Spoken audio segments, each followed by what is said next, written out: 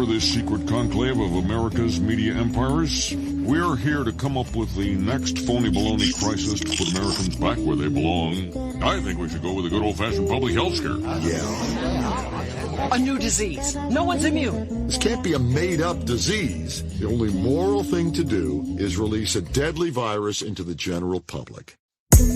So you ain't know we in the last days? Tryna tell me you ain't see the signs? Look at them chemtrails in the air. And plus they poisoning our food supply.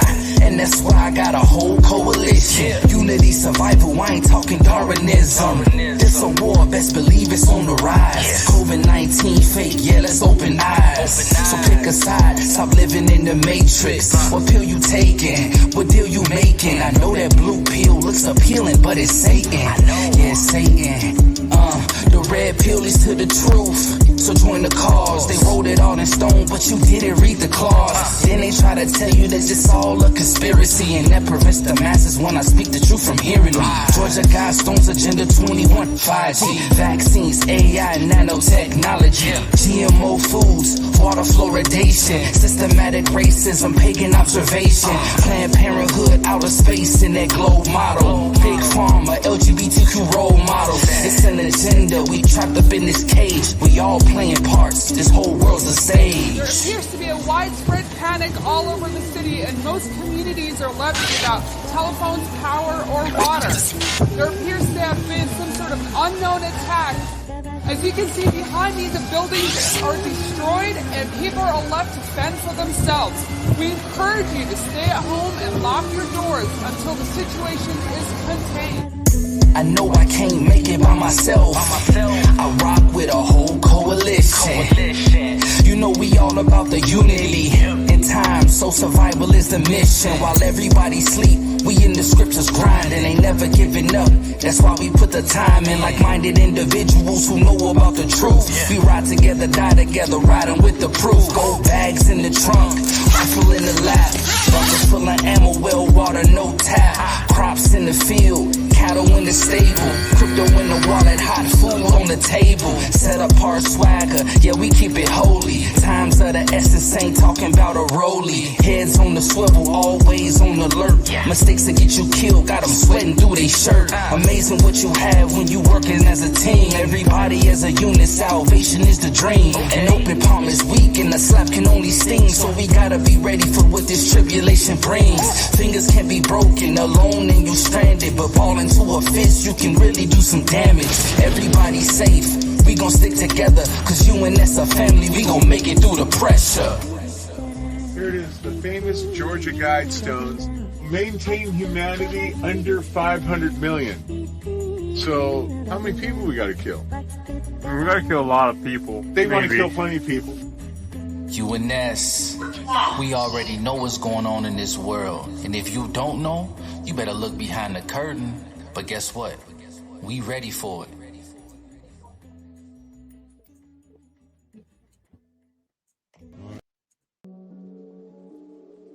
Yeah.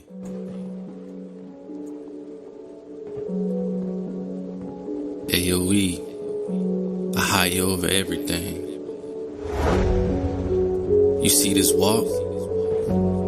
It's not easy. But if you follow the Most High, you'll get through it. Yeah, I'ma catch a body. Yeah, I'ma catch a body. Demons on my left, and they be trying to stop me, but I do it for the body. Yeah, I'ma catch a body. Since I got just one life, know that I'ma live it. If you ask for the truth, know that I'ma give it. Eyes blurry from the sin, but my vision getting vivid. But you disrespect my king, know that my spirit getting livid. I've been wicked for too long, heart disfigured like a mall face. Thoughts trapped inside my head, can't stand it like a crawl space. Let's get one thing straight, I need y'all to understand. Ain't no need to draw a line like Christ, I'ma write it in the sand. I used to wanna be the best, and now all I want is glory, sweat and blood up on the mic. And man, whenever they record me, you can be a dope rapper in the world, and your flow nice, you the GOAT, I cut your throat. And then I make a sacrifice, exposing all this sin and destroying their idolatry. I'm all about that prophecy, and ain't nobody stopping me. And since I got his word, I'ma share it, no apology. Lyrical surgeon giving false doctrine, a lobotomy.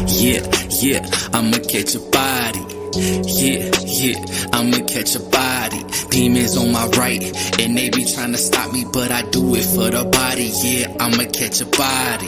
If you got ears to hear, know you gonna hear it.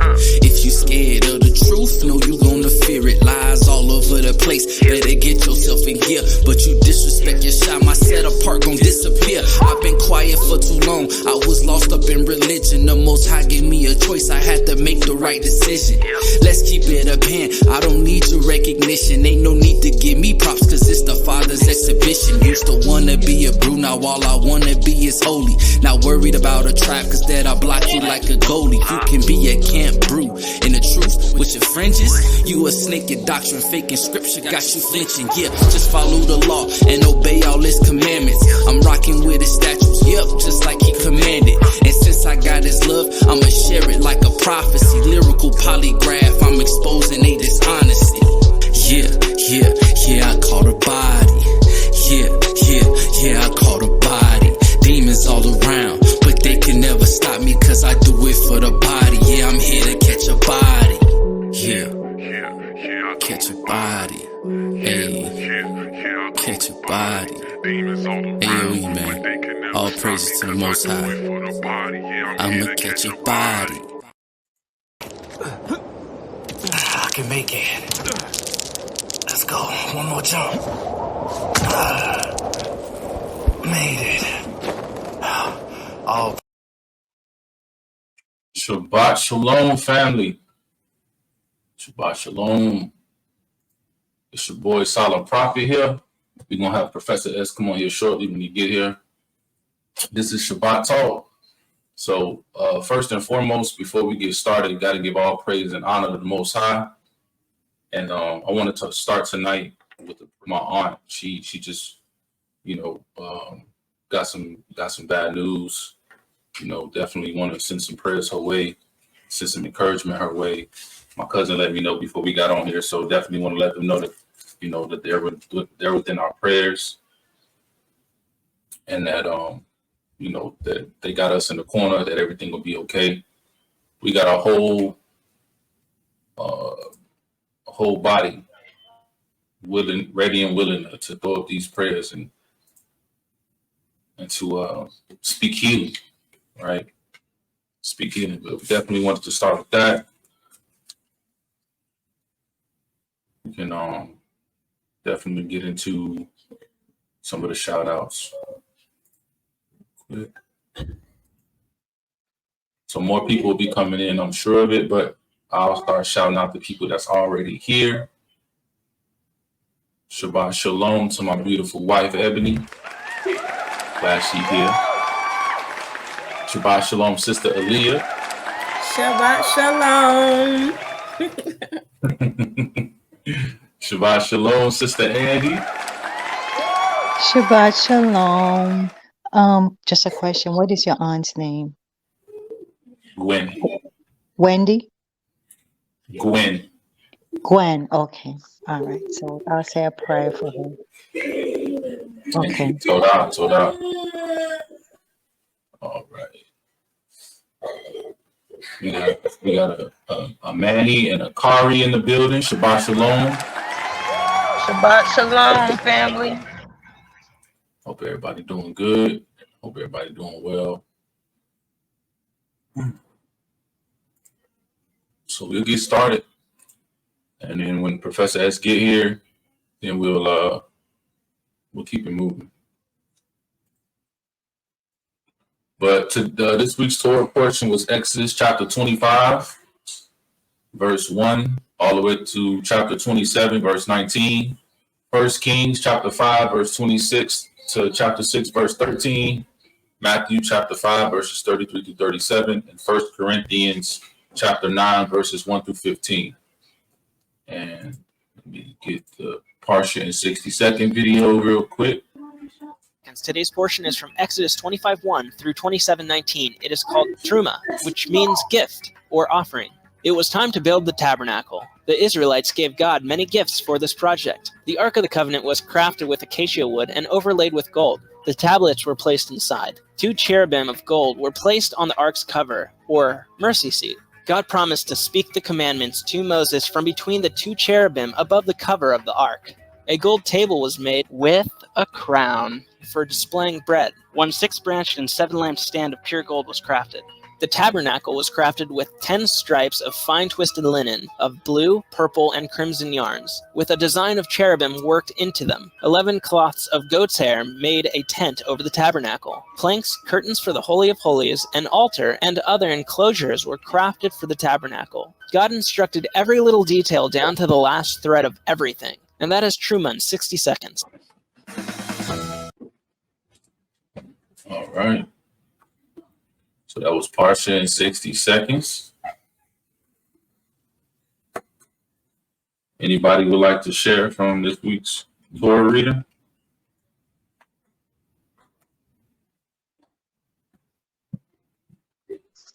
In Kings, not in Kings, when I read that Solomon, that when he built the temple, that they didn't use any kind of no kind of a instrument, because I think that they said the instrument represented like war, like iron. So everything that they did, no instrument was used at all. Nothing of iron was used to build it. So that was amazing that they could do that they could build a whole temple and none of it they use any kind of iron, because iron tools is representative of war. So they just built it without, and I thought that was amazing. Yes, indeed. Thank you for sharing that. It's so crazy how detailed it gets down to. Like, he instructs us how to build the tabernacle, and then later he instructs Solomon how to build the temple, and it's so detailed, like down to the littlest detail. I found that very, very interesting. He doesn't leave anything to chance. He's a God of order, so everything is in order. Yep. Yes, amazing. Indeed. Yes, indeed. Anybody else? So I also wanted to talk about Exodus 25 and how he was like, of every man that give it willingly with his heart, ye shall take my offering. So it was just like, oh, I'm not just going to give for doing this, for bringing me a gift. I'm not just going to give the person who I gave the instructions to, but every person who build this for me, I will also give unto you also. And I just thought that was very like considering of him. It wasn't like, you know how like today's world, the person who let's say the buyers building a construction company, they're just not giving the person who they gave the instructions to all of the money, as like today. Like he was just like, no, anybody who's building this within their heart, you will be awarded to. So it just shows who the Most High is, and how he is, and the generous heart that he has also. So I just wanted to point that out. Absolutely. Shabbat Shalom, Professor X. Shabbat Shalom. Shabbat Shalom. What you get from the Torah portion? Well, like the details and everything, talking about the cherubim and just all the fine details there. There's a specific reason for each of the details that's that is given, and we could probably never know all of the intricate details that are there and what their specific purpose is, but there's so many.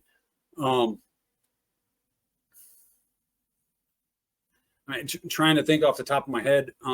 Yeah, I said the same thing. It was the great detail in which he went into everything. Just he left no stone unturned. Mm-hmm. When he was explaining the building of the tabernacle, and then later on when he was talking to Solomon about the building of the temple itself. I found that really remarkable. Another thing that I found interesting, and I actually went back and did some more highlighting and underlining in Matthew, because we covered Matthew 5:33-37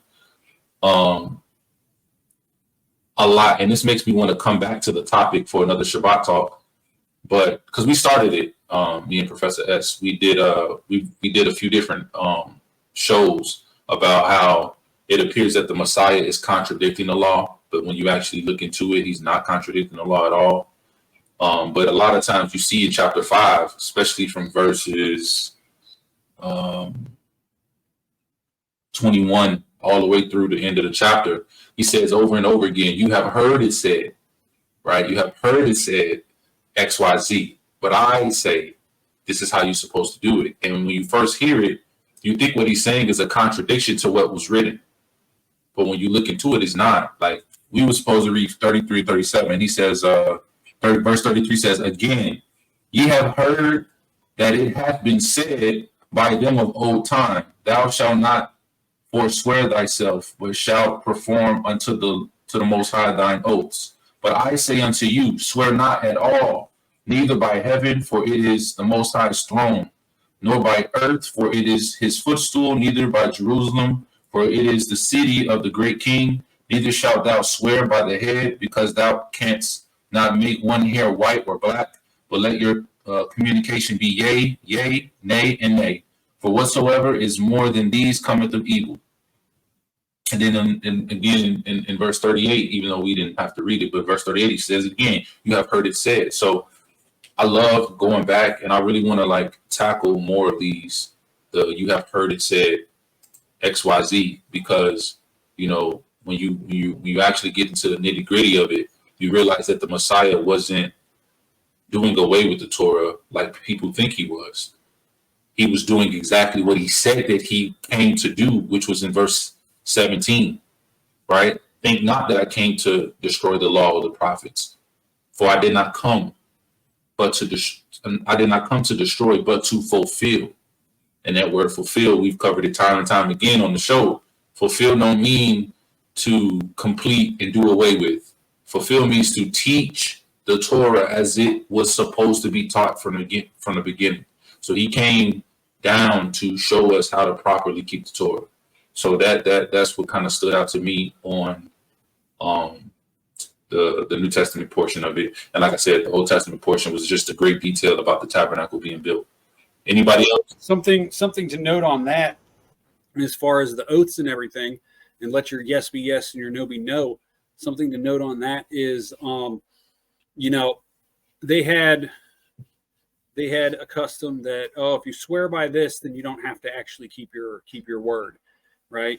If you swear by this, you don't have to actually keep your word. But if you swear by the name of the Most High, then you do have to keep it, right?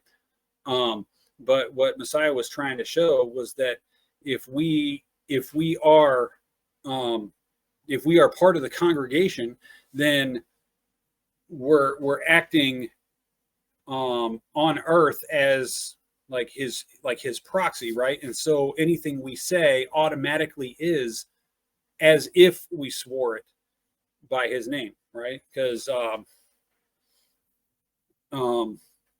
so like I believe it's in Ezekiel, where it talks about sealing them on their foreheads, those who are not doing these abominable things, right? So if you're walking in the Torah, you're trying to do his commandments, you're professing to be a believer, then automatically by implication, anything you say already, it's as if you were saying it by his name anyway. So your yes should be yes and your no should be no automatically. It shouldn't matter if you make an oath or vow a vow or swear by his name or not. You know what I mean? Mm-hmm. Absolutely. I wanted to ask if you could run through 1 Corinthians 9. Just a little bit like talk. Yeah. 1 Corinthians 9. Mm-hmm.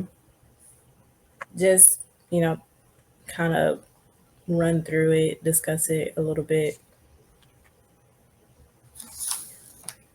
1 through 15. Like, sum it up. Alrighty. 1 Corinthians 1 through 15. So it says, am I not an apostle? Am I not free? Have I not seen the Messiah? Are not ye my work in the Most High? If I be not an apostle unto others, yet doubtless I am to you, for the seal of mine apostleship are ye in the Most High. Mine answer to them that do examine me is this. All right, so here's my first thing. Like the first part, he's starting off, right? And he's talking to them. And he's saying, is he not an apostle? Right? Is he not is he not a representative of Messiah? And then the people who he's speaking with, he's telling them that they're his work. So all of his work, his ministry that he's been doing so far up until that point. Then he says, if I be not an apostle unto others, yet doubtless I am to you, for the seal of mine apostleship are you, right? Are ye in the Most High. So he's reaffirming like his ministry, they're a representative, they're a product of his ministry. He's been pouring into them, he's been teaching them. But then he speaks, he says, mine answer to them that examine me is this. Paul constantly was scrutinized, just like he's scrutinized today, right? We scrutinized him for the same reasons back then, except here it's like, is Paul for the law or is Paul against the law, right? But the argument is still the same, except back then, the people that thought he was teaching against the law probably wanted to get him ex-nate, right? Get him killed. And so he's addressing, he says, my answer to them that do examine me is this. He says, have we not power to eat and to drink? Have we not power to lead about a sister, a wife, as well as other apostles? And as the brethren of the Most High and Cephas, or I only and Barnabas, have not we power to forbear working? Who goeth a warfare any time at his own charges? Who planteth the vineyard and eateth not of the fruit thereof? Or who feedeth a flock and eateth not of the milk of the flock? Say I these things as a man, or saith not the law the same also? For it is written in the law of Moses, thou shalt not muzzle the mouth of an ox that treadeth out the corn. Doth the Most High take care for oxen? Or saith he it altogether for our sakes? For our sakes, no doubt this is written, that he that ploweth should plow in hope, and that he that thresheth in hope should be partaker of his hope. If we have shown unto you spiritual things, is it a great thing if we shall reap your carnal things? If others be partakers of this power over you, are not we rather, nevertheless, we have not used this power, but suffer all things, lest we should hinder the gospel of the Messiah? Do ye not know that they which minister about holy things live of the things of the temple, and they which wait at the altar are partakers with the altar? Even so, and he sums it up really in these last two verses. He says, even so hath the Most High ordained that they which preach the gospel should live of the gospel. But I have used none of these things, neither have I written these things, that it should be so done unto me. For it were better for me to die than that any man should make my, it says, glorifying void or esteem void. So he's saying nothing that he's doing is for him, right? All of his ministry, everything that he's doing, all of the, the Gentiles that are being converted, all of the people who are being, preached the gospel to, everything that he's doing, all the apostles that he's creating and the churches that he's building in different areas. He's saying all of that is a reflection of Messiah. It's a part of the ministry, it has nothing to do with him. And so, because a lot of people thought that Paul was like kind of like arrogant, teaching against things and trying to sway people away from what the traditions of the elders were, what the traditions of the scribes and Pharisees were established at that time. Paul has to constantly fight three different battles. So he's fighting the first battle with the people who are constantly against him in his ministry, right? They're saying he's teaching against the law and all of these stuff. Then he's fighting a battle against the people that who is on his side, right? But they're falling, either they're falling short or they're not like following through with the ministry, right? When he, like, for example, when Peter knew for sure that that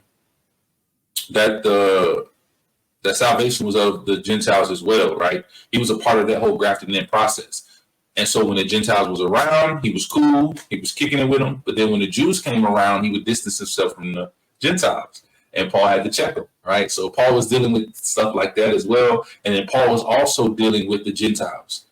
I preaching the gospel to you. You guys are believing, you are fired up. And as soon as I leave, y'all got all kind of issues. So now I got to come back, or I got to write you a letter to re-encourage you. He's like, how, I just left y'all and y'all already back to, falling into idolatry, falling into eating unclean foods and all of these types of things. So Paul was like really busy trying to fight off on 3 different fronts, and it was exhausting.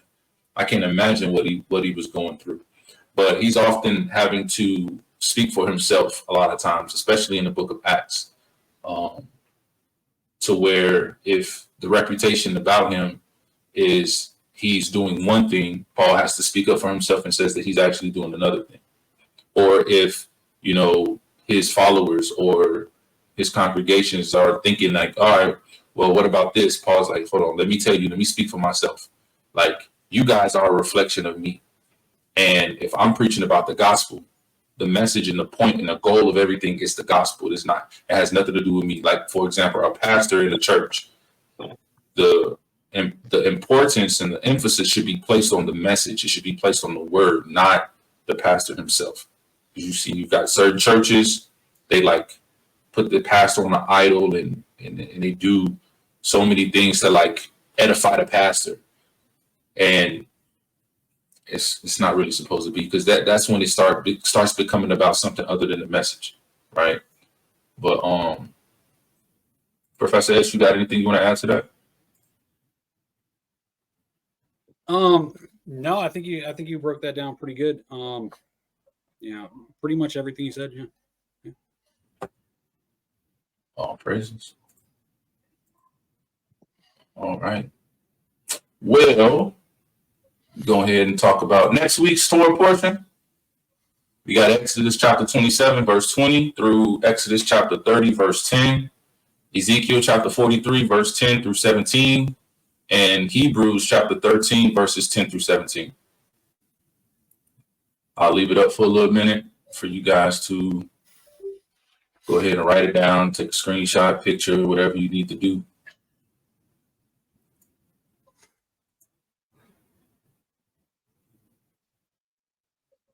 While y'all doing that,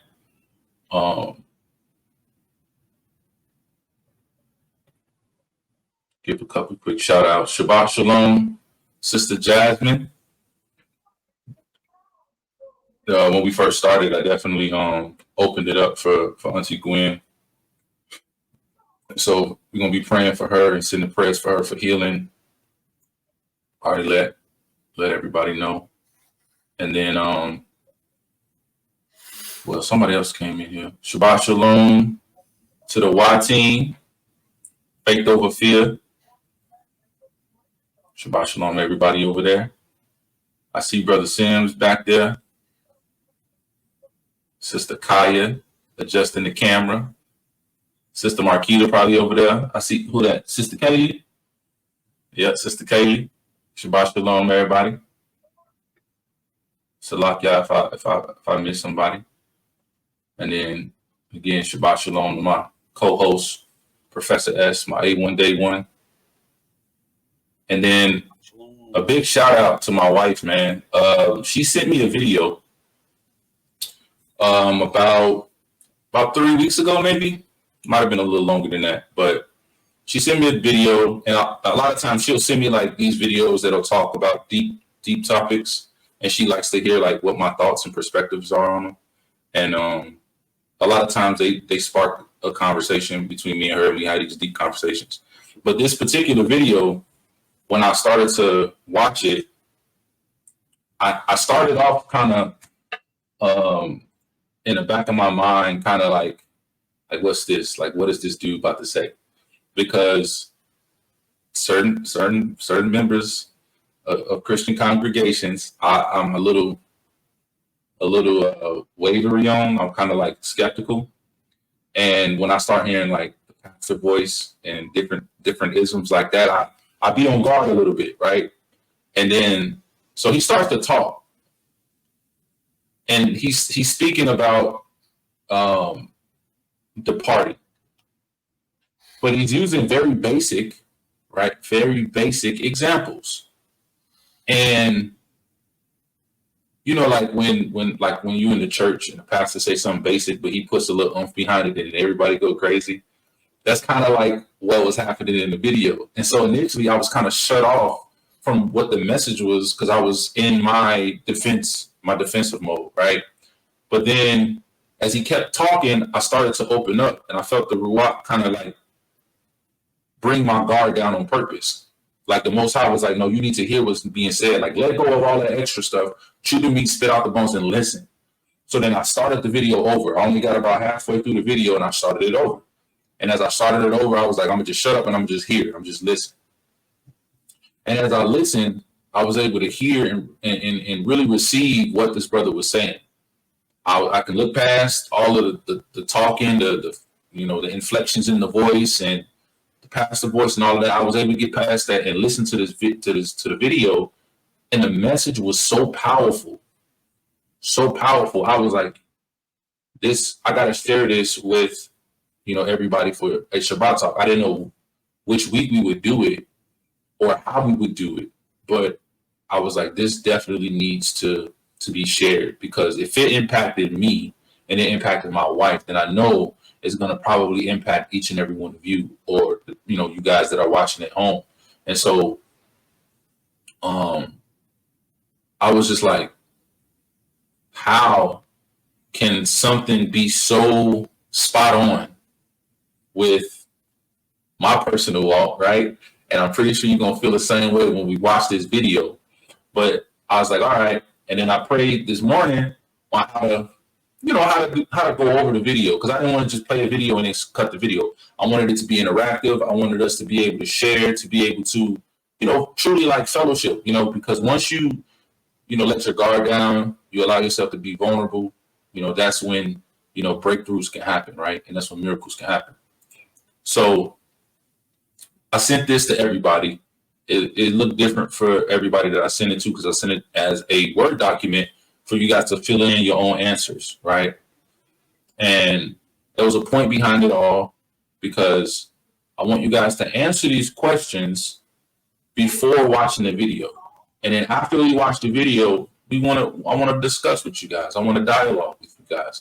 And based on that, discussion and dialogue, then we can go back to the questionnaire and answer the final 2 questions at the bottom. Because in the instructions that I sent, I said answer questions 1 through 9 and leave the last 2, and we'll go over the last 2, right? And I want to hear your answers, not just because I'm trying to be nosy or anything like that, but I want to truly know, like, if this video impacted you in a profound way, like it did me, right?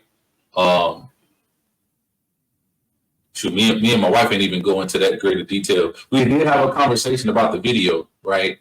But I looked at it from a business perspective and slightly a personal perspective. But the more I watch the video over and over again, I look at it from like a overarching general perspective, encompassing everything: business, personal, spiritual, emotional, which is why the questions are like just structured the way that they are. So, like number 1, it says, are you satisfied with where you are currently in life? 2, what are some things you would like to change? Number 3, what are some areas you believe you can improve? Number 4, what is your biggest obstacle in regard to your personal growth? Number 5, your financial growth. Number 6, your emotional growth. Number 7, your spiritual growth. Right? Say the best for last. And then number 8, it says, what are some things you are doing well in regards to your walk with the Most High? See, a lot of times when people try to, speak a word or, spread a message, they try to, make you look and reflect on your situation in a negative light. And that's okay to do it. That's, sometimes that's what motivates people. But you also want to understand the things that you're doing well. Because it's not all wrong, it's not all bad. We all have good and bad in us, right? We all are doing certain things the right way, and we all are doing certain things the wrong way. And we could do them a little bit better. So that was the point behind that question. And then number 9, it says, if there was a solution to your problems available right now, would you take it? Right? And that's where we stop. And then we'll get to the reflection questions after. But just, I'm going to leave this up for a second. Kind of look over if you happen to join us last minute and you did not fill these questions out, go ahead, take the time to do it now. If you need the actual link, just let me know and I'll get it sent to you, or I'll have somebody on the panel send it to you where you can fill it out. It's a Word document, so you can type it right into that. But I think it's going to be important for everybody to be honest and be transparent and a little bit vulnerable, right? People don't like sharing their business or whatever personal that they got going on. But like I said in the message that I sent out to everybody, we all family, right? We family. We love each other. We want to see nothing but the best for each other. We want to encourage each other. And so I think this is going to be a really good tool and a really good exercise for us to be able to come together closer as a family, but be able to reflect on our own lives, our own shortcomings, and take that next step. So I'm gonna go ahead and get started on this video.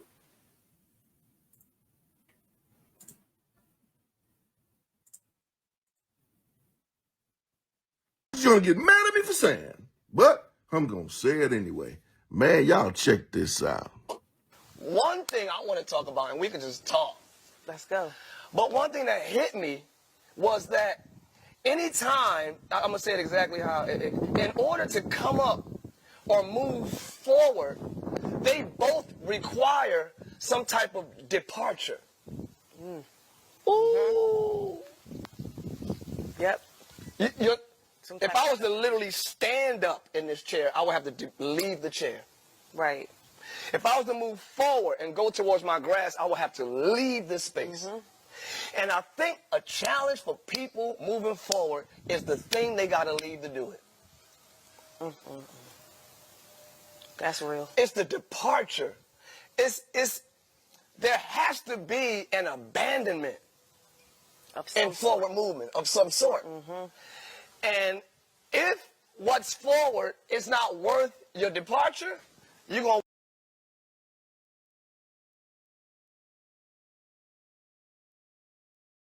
to wait till it is. So that's where procrastination come in at. You got to wait till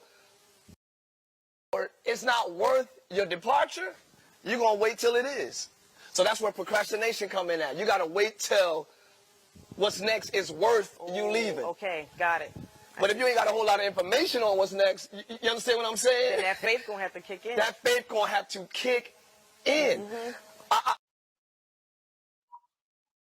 I remember, because sometimes, y'all, I'm hearing so many sermons right now. I'm hearing, as we go. As we go. The 10 lepers, Jesus said, go show yourselves to the priests. They were not healed yet, but the Bible says, as they went, right, they were healed. Sometimes your blessing is in the steps. You're not blessed first and then you move. Sometimes the blessing is in the movement. Sometimes your blessing is in your departure. Sometimes the blessings is in you leaving. Yeah. So when they left that place and as they went, they were healed every step of the way. And I'm like, whoa. Sometimes blessings are not activated until you leave.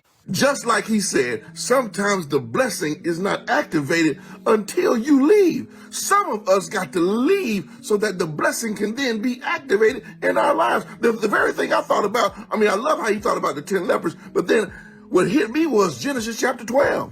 Genesis chapter 12, when God told Abraham, he said, listen, get out of your country, leave your kinfolk, leave everything that you're familiar with. go to a country that I'm going to tell you to go. Just leave. Just leave. He said, listen, I'm going to bless you. I'm going to make your name great. Those that bless you, I'm going to bless them. Those that curse you, I'm going to curse them. And then the Bible says, and Abraham, what? Departed. He did exactly what God said do. Leave. And in his leaving, the blessing was activated. The blessing came upon his life. Had he stayed and said, well, nah, Lord, you know what I'm saying? I like where I'm at. I like my city. I like my people. The blessing wouldn't have came. And it would have been years and years and years, and he would have been struggling and struggling and struggling and wondering why it ain't working, why this ain't happening, why this ain't happening. And God would have reminded him, listen, because I told you 20 years ago to leave. And you failed to do it. Hallelujah. But thank God he left. Some of you need to leave. There are situations, circumstances, churches, religions. You need to leave. You need to leave relationships. You need to leave cities and states. You need to leave. You need to leave those toxic situations. You need to leave so that the blessing of God can be activated in your life. Some of you are sitting on jobs that God done told you to leave years ago, but you're afraid to leave. Hallelujah. That's why he said that's when faith got to be activated. We walk by faith and not by sight. We walk by faith and not by sight. You hear from God, and if God say go, you go. You go. And just like Abraham, the blessing is waiting for you. The blessing is, listen, he told the prophet Elijah, he said, get up, go to the city. I have already commanded a widow woman there to sustain thee. I've already commanded a widow woman to bless you. Now go. Leave where you're at and go. And Elijah left. And Elijah came and walked right into the blessing. Child of God, don't be afraid to depart. I love that. Don't be afraid to depart. Don't be afraid to get up and go. To get up and go. It's your time. It's your time. You hear from the Holy Ghost and let him lead and guide you. You take what Ty said, you take what I said, but then you take it to the Holy Ghost and say, what are you saying? And you let him be the final authority. And if he says go, then you leave. Amen. God bless you. I love you. Do good. Be good. Why? Well, because God made you good. And if this message was a blessing to you, hit the follow button, hit the share button.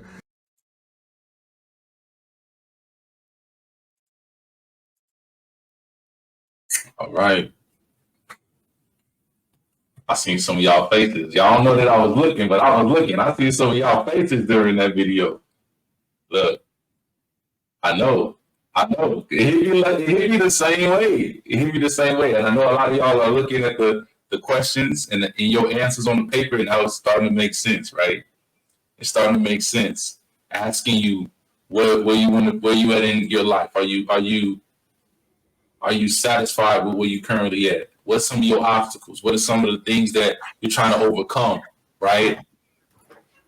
Because a lot of the things, that's why at the end it asks you, if you had a solution available to you right now, would you take it?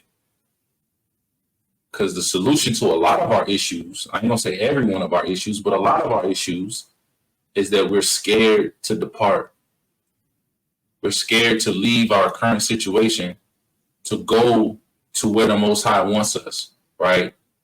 The departure, that activating in our faith, right? That's why the title for this is just continuing Professors S series, right? I called him before. I said, man, listen, the title of this got to be the next chapter in the series that you've already been doing, because it's already in alignment.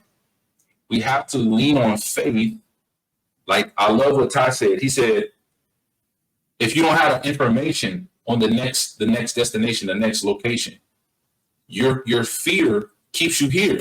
You don't want to leave. You don't know what's going on. We want all the information first, and then we feel like we can take that step. But again, we've been talking about faith a lot over the past few months, right? And faith is taking that step even when you don't know where the next step's going to lead you. But having faith in the Most High that He's not leading you to a wrong place. Even if you can't see it, even if you can't touch it, even if you can't even imagine it sometimes. And taking that step to that next thing and then receiving a blessing that He already had for you. Your blessings are already here for you. You just have to come in and grab them. Right? And so you got to think about, are you willing to have enough faith to depart where you currently are? It could be, like he said, dealing with toxic relationships, dealing with a job, dealing with a physical location. Most High been telling you to get out of that area for the longest. Then when something bad happens as a result of that area, we want to say, man, why did this happen to us? He told you to leave a long time ago. Right? It might be something personally that you struggle with. It might be, some type of sin or, some type of shortcoming. We have to have the faith to be able to have the courage enough to take that step. Let it be symbolic of the chair that Ty was sitting in. He said, in order for me to get up, I have to leave this chair. Sometimes we have to leave our current situations, right? So let me pull up the thing real quick. So number 10, right? Number 10 on the questionnaire, it says, after answering these questions and watching the video and joining in on the discussion, do you believe you are more equipped to depart from where you are currently in order to grow and progress towards what the Most High has planned for you? So we're gonna open this up. Who wants to share? Matter of fact, we'll focus on just question number 1, right? We'll focus on question 1. I'll share. On question 1. So question 1, are you satisfied with where you are currently in life? I can go first. Yeah. You put yes or no. So I just said no. Yeah, I tried to make it simple. You either are or you aren't. And that'll save you from sitting there for like 15 minutes trying to figure out an answer. You either are or you aren't, right? For me, I put no. I'm currently not satisfied with where I'm at. Mm-hmm. Right? I put no as well. Yeah, I put no. Same here. Anybody put yes? Was it no for me also? I put no, and I don't think anyone ever should be satisfied with where they're at, because there's always improvement that you can make. You can be satisfied to a degree, but you should never allow yourself to become stagnant. You know what I mean? I agree. Absolutely. I wholeheartedly agree with that. We should never be comfortable with life. Absolutely. Okay, number 2, what are some things you would like to change? For me, personally, I said I would like to change my level of discipline. I want to be more disciplined in my life, in all aspects of my life. If I can be more disciplined, I know that, it's gonna be a much needed upgrade, a much needed increase in all aspects of my life. Discipline for me. I put the exact same thing, the discipline, and hearing y'all's voice more as far as like his direction. So discipline is just hearing his voice more, knowing like where to go, what to do confidently, and walking in faith. Absolutely. It's funny because I have consistency on mine, but I guess that goes along with being. Hold on, say that again, baby. You cut out. Your video froze.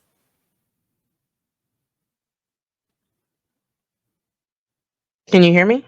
Yeah, I can hear you now. You froze. Probably because I was flipping between screens.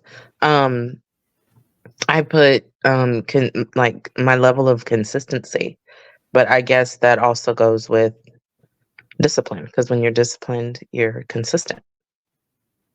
Okay. And You know this because, of course, you know me. I also put um, making sure that what I say I want for my life, that my actions match that. Because we can say that we want a lot of things in life, but actions speak louder than words. And when you don't reap the fruit that you say you want so badly, then there's something wrong there. Absolutely. Sometimes fruit takes time if you are doing the actions, but I'm honest with myself and I know I'm not doing the actions. So, I can't fault anything or anyone but myself. So, Yep, absolutely. The first step to growth, people will tell you it's accountability. But I'll tell you, it's a step before that a lot of people don't even talk about. It's discovery.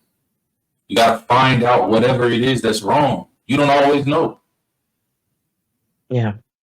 You don't always know what's going on. You don't always know that you're being undisciplined or you're being a certain type of way, right?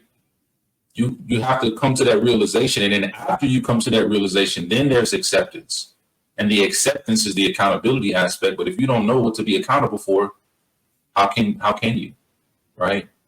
Yeah. So we have to, because a lot of times we judge other people for where they are in their lives, and I can tell you, I've given a lot of counsel in my life. I've talked to many different people, helped them with different situations, and a lot of times they're not even aware that there's an issue. So part of my job in that moment is not only to help them, but it's to help them become aware of whatever it is that they need to get help with. Because now that they're aware, that's when acceptance can come. That's when accountability can come. Now they can take the steps to move forward and do whatever they need to do. So that awareness is key. So it's great that that's a part of this exercise is we're searching for those answers. The questions are drawing out things that to make us aware of things so that we can be accountable and then be willing to take that step and depart from where we are. Anybody else want to answer on number 2? Yeah, I had. Go ahead. Thank you. Sorry, Professor. No, you're good. I wanted to share because when Ty was saying like, oh, procrastination and you have to leave. My answer was procrastination, excuses, which ties into procrastination, my spiritual relationship with the Most High, and in parentheses I put like I need to put my priorities, and organization, and I feel like organization ties in with, and priorities ties in with just having discipline. Like I kind of just agree on what everybody is saying. Is just like having that discipline to have priorities. We were just talking about this earlier. Of having that organization, and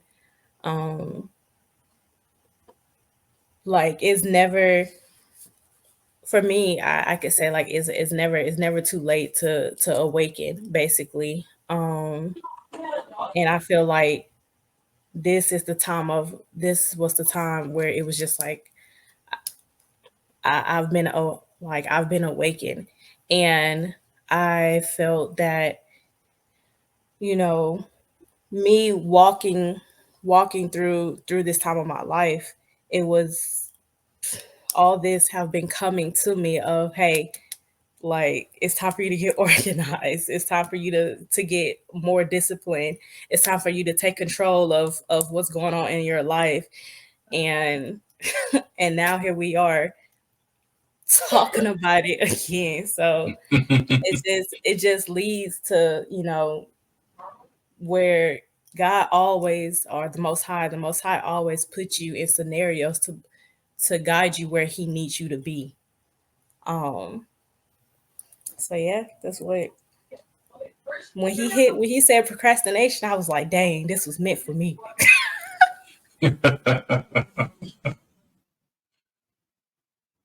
Yeah, and And I'm sure it was meant for somebody else too. I'm sure it was. Me. What you got for number 2, sis?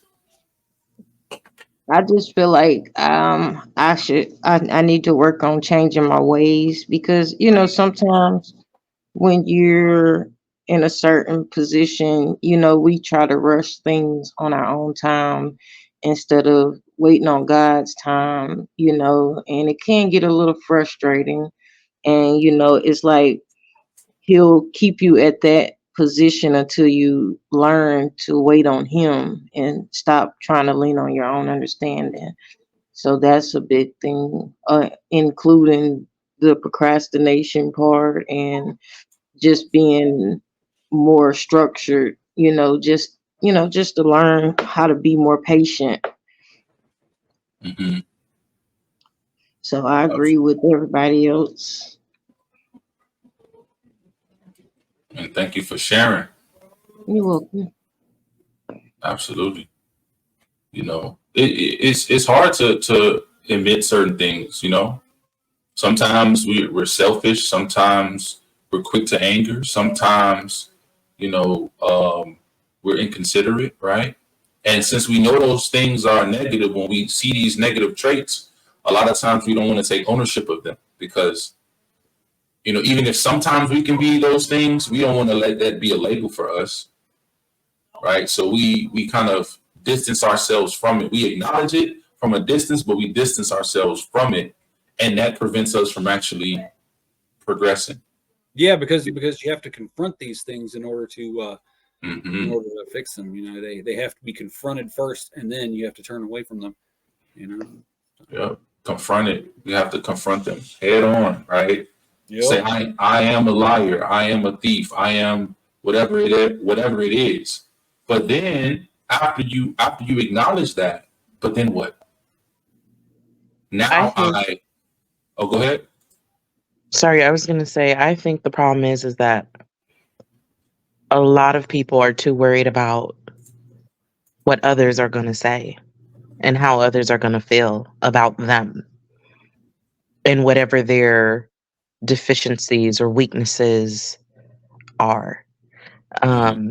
Denial delays healing. Denial delays growth. Denial delays moving forward. Mm-hmm. The longer you sit and deny whatever your weaknesses, deficiencies, or issues are, you can't go anywhere. You stay stuck. And if you're so worried about what other people are going to say about, be it your relationship, with the Lord, or your discipline, your self-control, whatever area you're trying to work on, instead of being accountable and holding yourself accountable and saying, okay, this is what I know I have an issue on. I've accepted it. How do I work through it? How do I heal? How do I grow? How do I move forward? If you don't do that, like you're not going to go anywhere. But people are too busy worried about what others are going to think about them. Like, I don't know. Sometimes it could just be a comfort zone as well. Mm-hmm. I think that's why we have to crucify the flesh and set the ego aside. You know what I'm saying? The flesh, the ego wants to constantly maintain the status quo, right? And what really needs to happen is we need to have the humility to be able to accept things the way they are, but to want to change them at the same time, to have the drive to try to make improvements. Yeah, you gotta Absolutely. flesh daily. It's the daily thing. Shabbat shalom, family. Shabbat shalom. Shabbat shalom, Chief Sims. Let me get down. I ain't know I was that tall. Shabbat shalom. All right. Question 2. Now that I'm retired, I have a lot of things that are open, like jobs that I started that I haven't finished yet.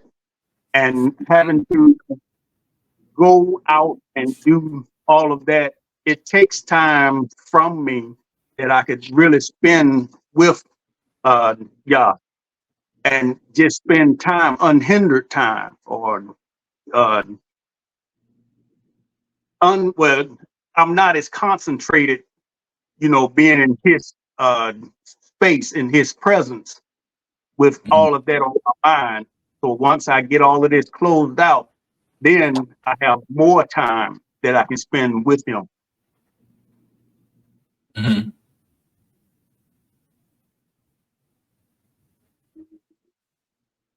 You said you said you had a question. No. Oh, I thought you had said you had a question. I was waiting for the question.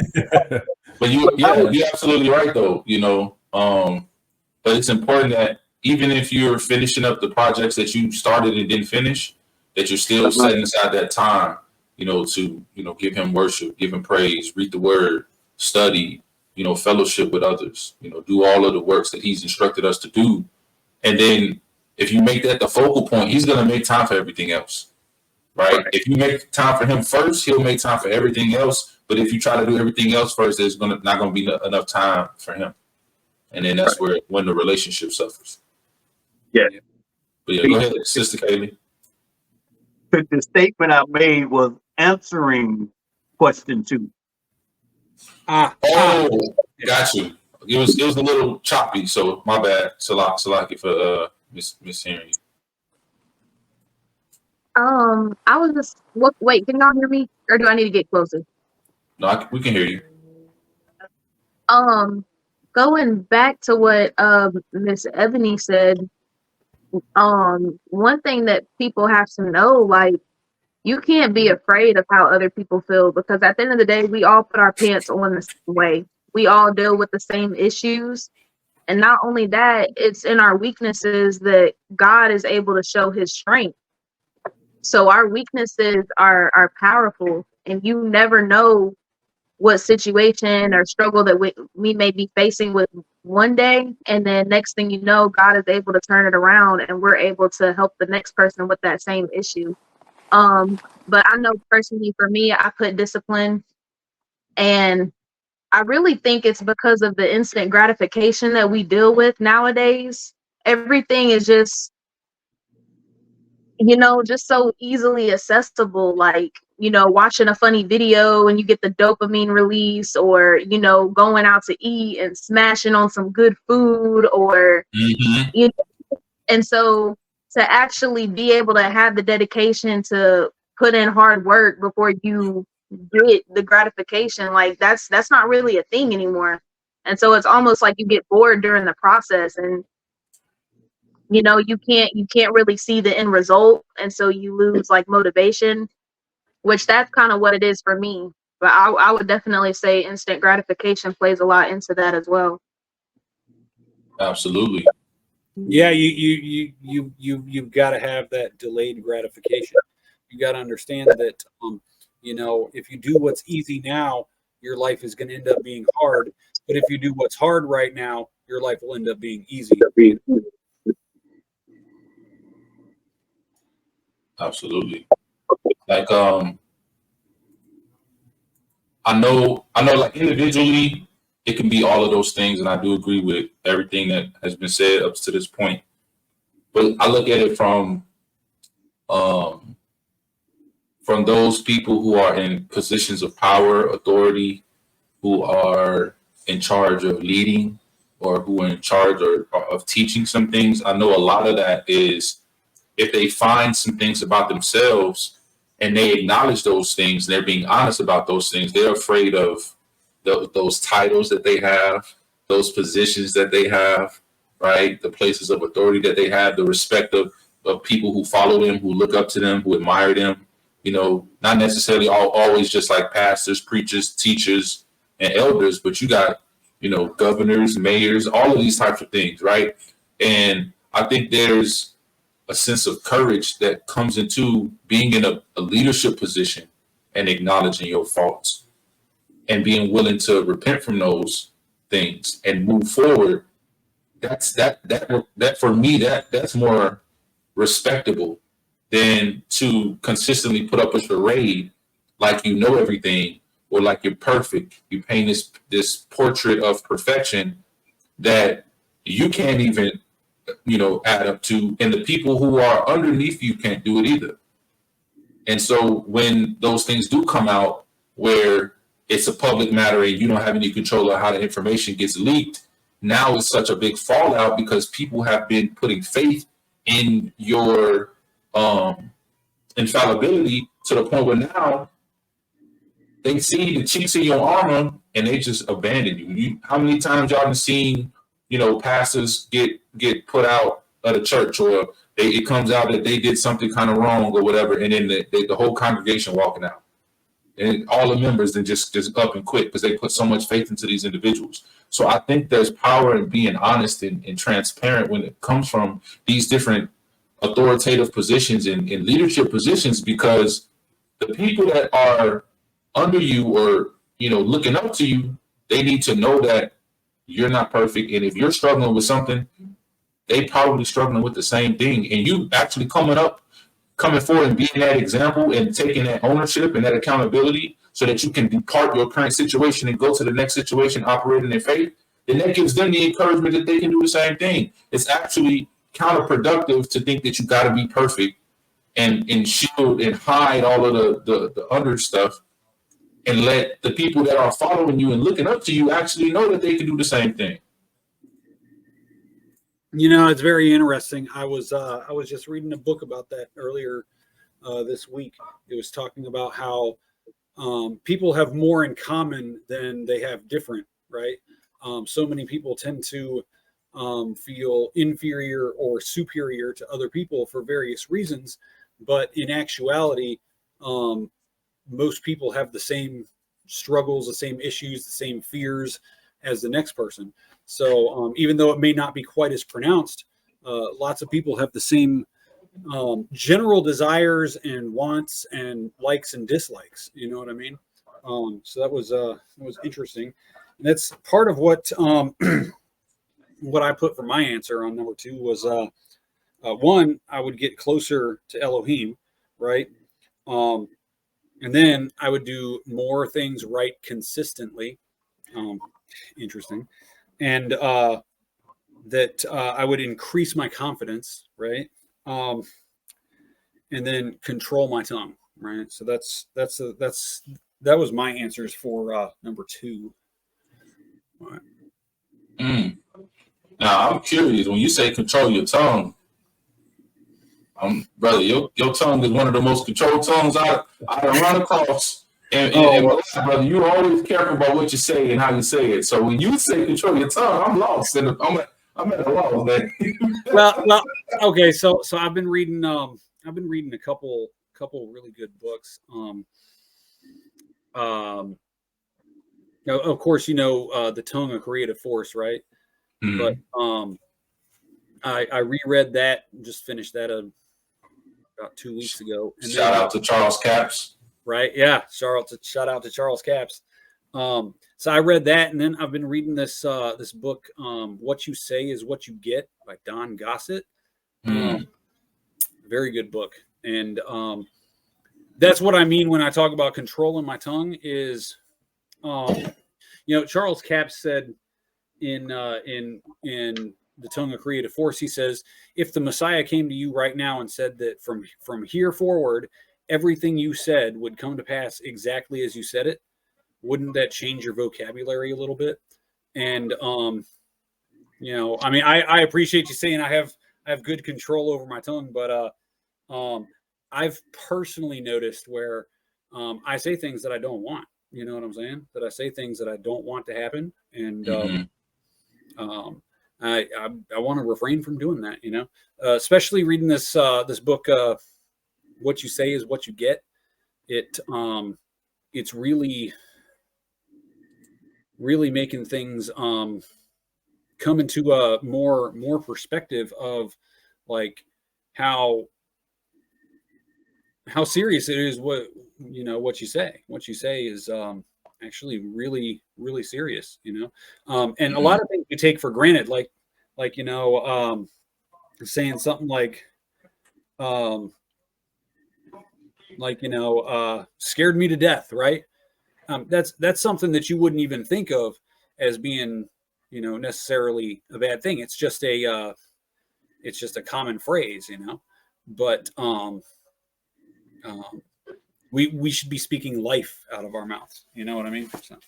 Man, I was literally just exactly what you're saying, that last statement.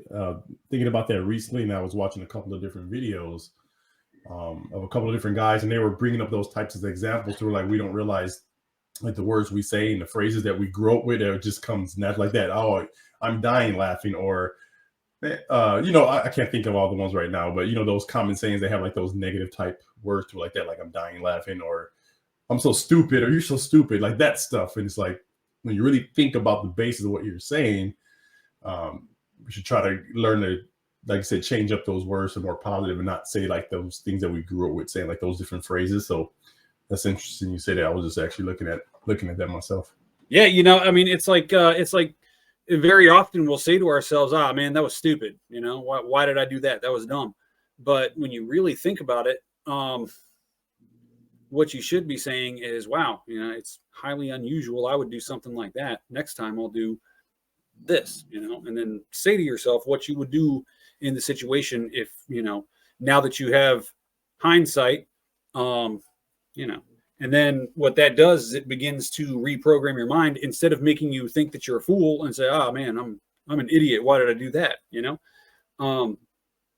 It just resets the way you're thinking. You know what I mean? And that's something that I personally feel I need to work on.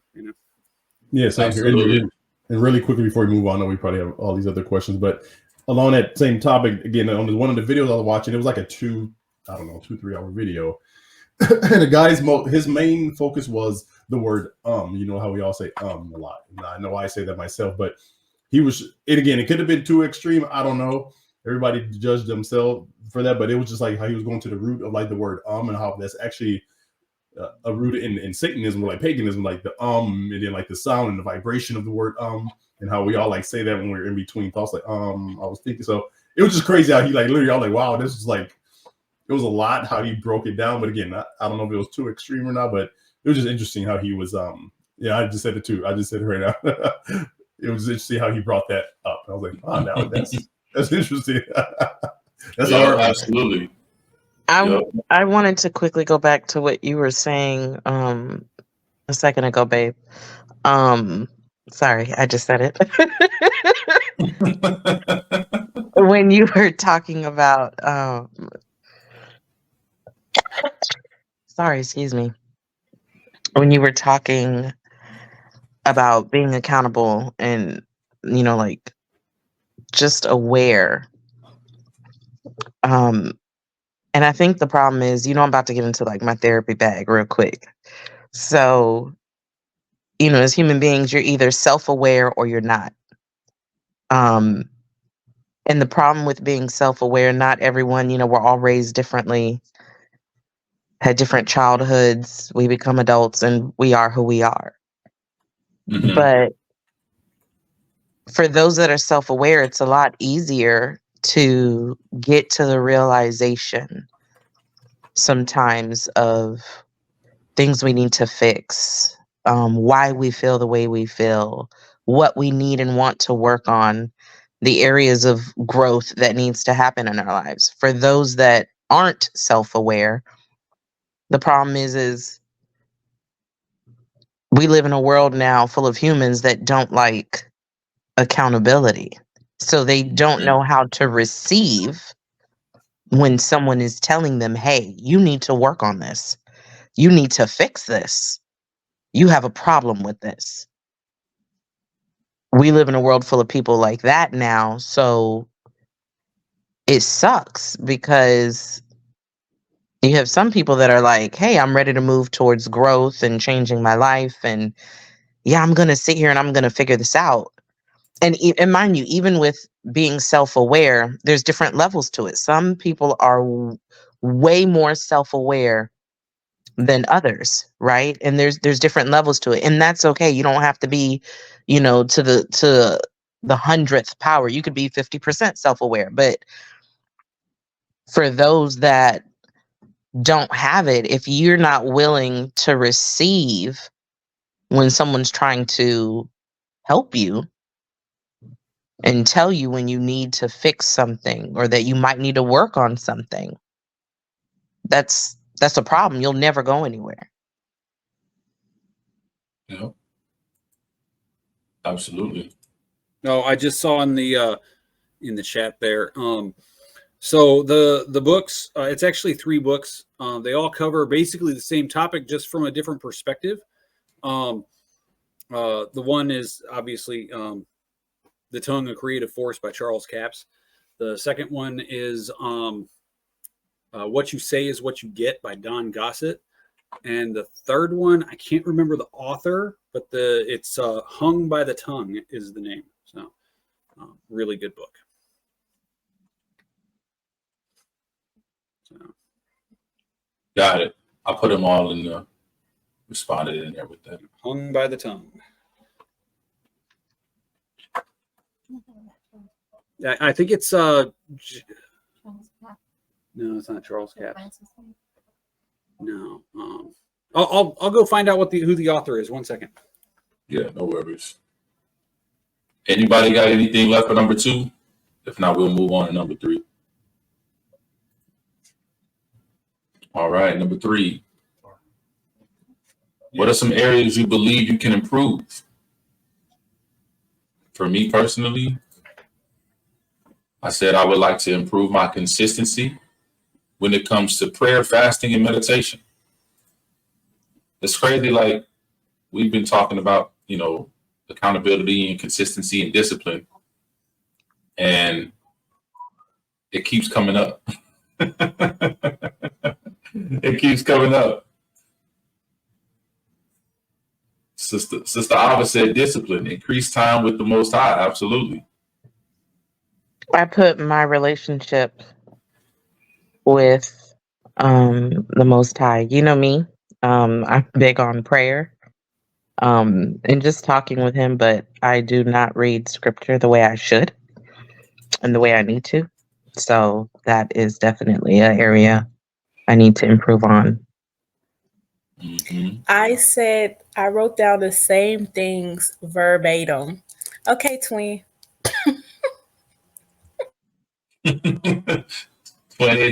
Twin. Yeah, I'm there with you, brother. King, as far as when it comes to like prayer, meditation, and fasting. Like for me, fasting is a big one. I know I'm being led to fast, do at least a 3-day water fast with literally nothing else, but I haven't done it yet. And I'm like, I need to do this fast because I think that's something that y'all's working on me to get to that next level, with all this improving discipline, self-control, all that stuff. That 3-day fast, I know is key. And I just haven't, I don't know why, I just haven't been focused enough, disciplined to do it. But I'm going. We definitely need to have a talk because I've both me and my husband have done 3 days. I've actually done almost 30 days. Wow. But yeah, that's another talk for later.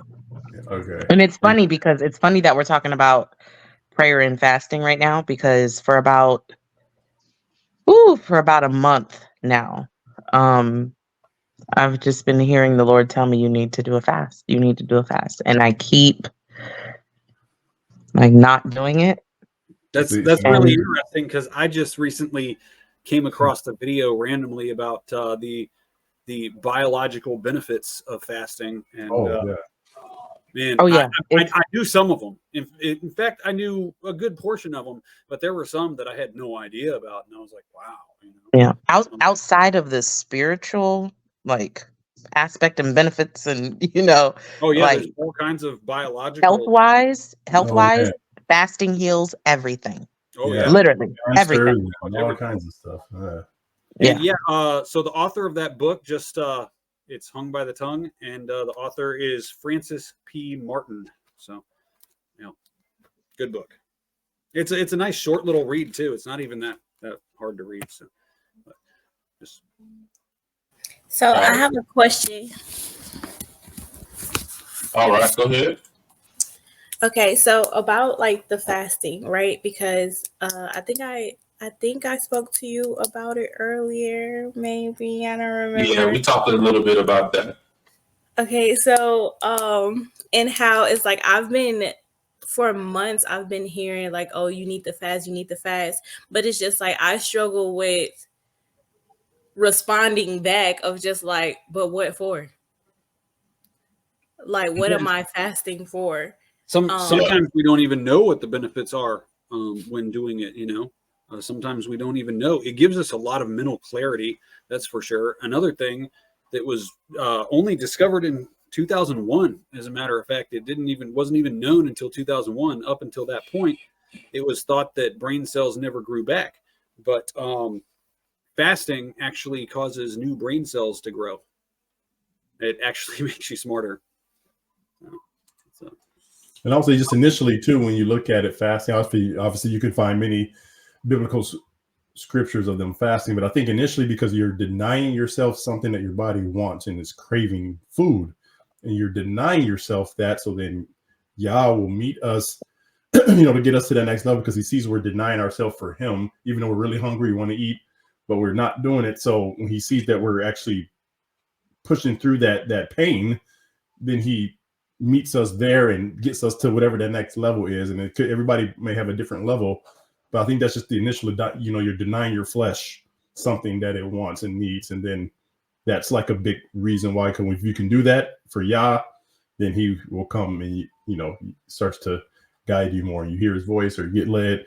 Be a lot of things outside of the physical benefits. That's the spiritual piece. Just that denial of the flesh. Because we get hungry, we want to eat, and it's like, nope, I'm not going to eat. And then yeah, because let's face it. Eating food is it's a generally a pleasurable thing. It's enjoyable. We enjoy that. And yeah. Very, when you said that, like I heard what you said, and then it's like it went. But you said that your response is to fasting. Like, why do I need to fast? Is that like in relation to like God leading you to fast, but you're asking him why? Yeah, like thank you. Well, I can tell you now. He's not going to tell you why. Like Yeah. that's it's just something you'll get. Yeah, it's something you'll get when you do it. correct. Let me tell you. So that time that I did the fast for like almost 30 days, mind you, I had did something like what they call like refeeds in between.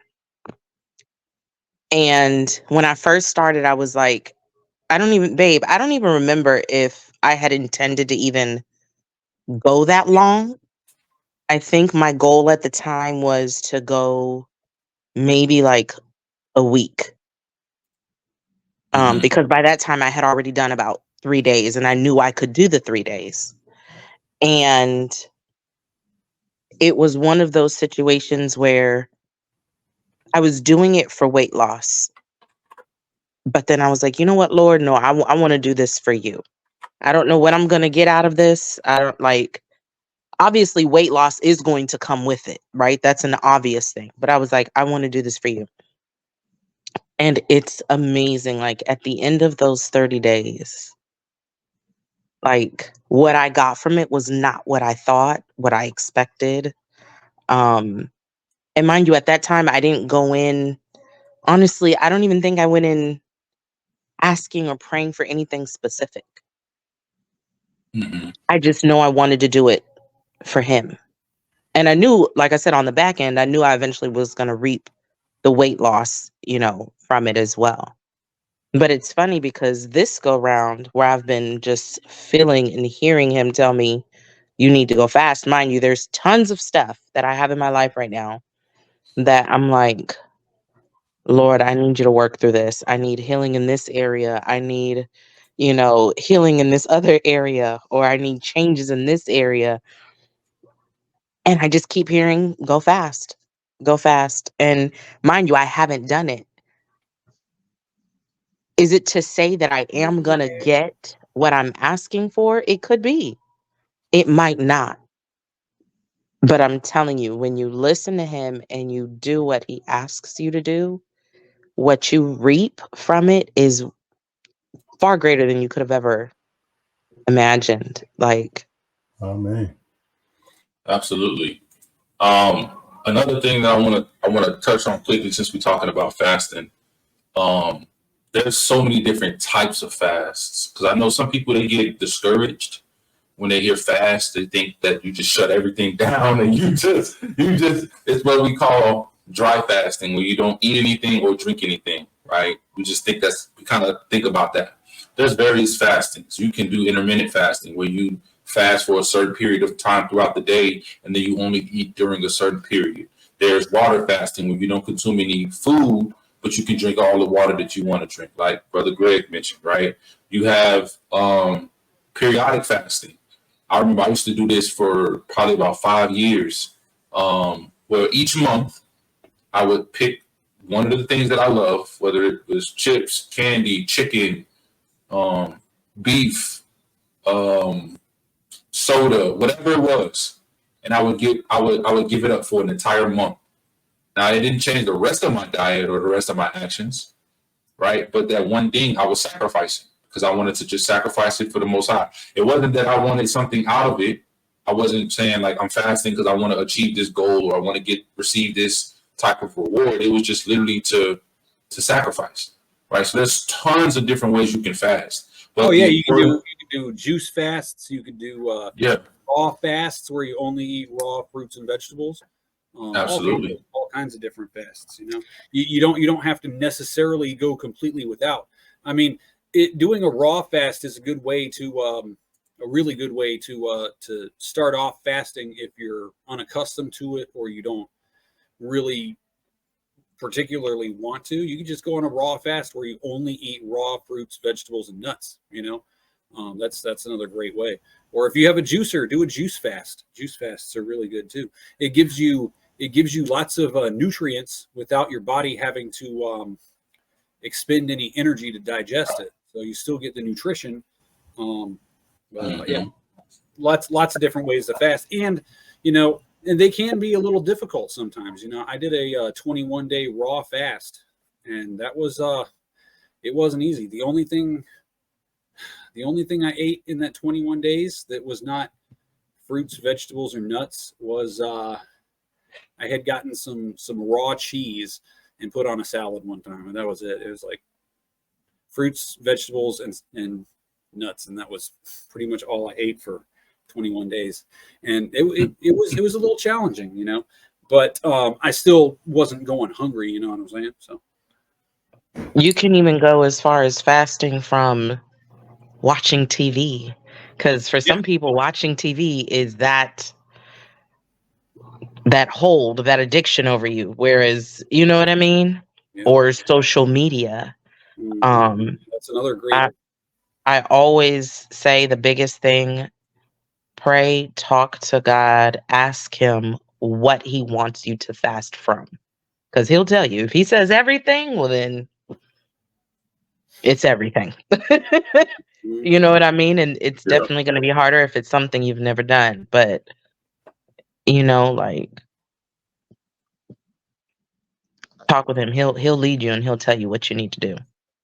Yeah, I mean, maybe you just want to cut out meat for a week, or you know, whatever the case is. It could be anything. And then again, like social media, lots of people become to where they can't stop looking at it. You know what I mean? And maybe that's something that you know, basically you want to try to do something that's going to bring you closer to the Most High. So anything that is maybe a distraction. Yeah, video games could be a distraction. It wasn't. Yeah, it wasn't always food. Absolutely, it wasn't always food. I was about to get into that. It doesn't necessarily always have to be food. You can sacrifice. Like the Daniel fast. The Daniel fast was not. You know, I mean, they just weren't eating the delicacies, right? They weren't eating the king's meat, but you know, they still ate. You know. Yeah, you can fast social media. You can fast your phone. A lot of us can't put our phones down. Our phones stay glued to our hands all day. You know, I'm guilty of it too. You know what I'm saying? But you can fast a lot of those types of things. And then I said this earlier today. It's something important to think about and to consider, right? The Most High wants us to have what we want. Might not always feel like it, but he wants us to have the desires of our hearts, right? But what he don't want is the only time we come to him in prayer, or the only time we come to him in fasting, is because we're doing it because we want something specific. That's why I said earlier, it's about the intent behind whatever the fast is. There's nothing wrong with praying and asking for something, right? We put out this, when we first came on here, we put out the call for prayer for somebody who's sick, right? There's nothing wrong with prayer and asking for something. But if that's the only time you come before the Father, that's when you have to do that self-reflection, right? Have that discovery and accept it, and accept the accountability and change that. You want your relationship with the Father to be a two-way street.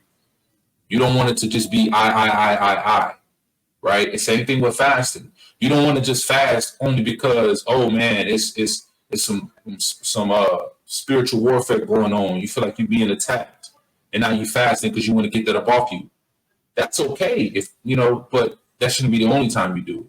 You should be able to fast and be like, I'm fasting with nothing in my mind, no type of, necessarily goal in my mind or something that I want to achieve or receive or obtain. I'm fasting because I want to sacrifice this thing for him, right? Because think about it like this. Put yourself in the Most High shoes for a second.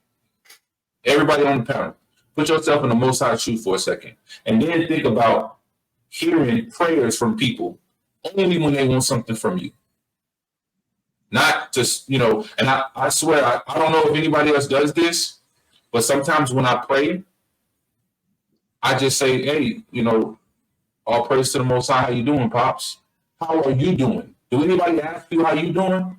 Because we always asking what we want. We always asking about our family. We asking for healing. We ask for deliverance. We ask for all of these different things. Has anybody asked you, how was your day going? And I literally just sit there and talk to him like he one of my homies, because he really is. He the big homie, right?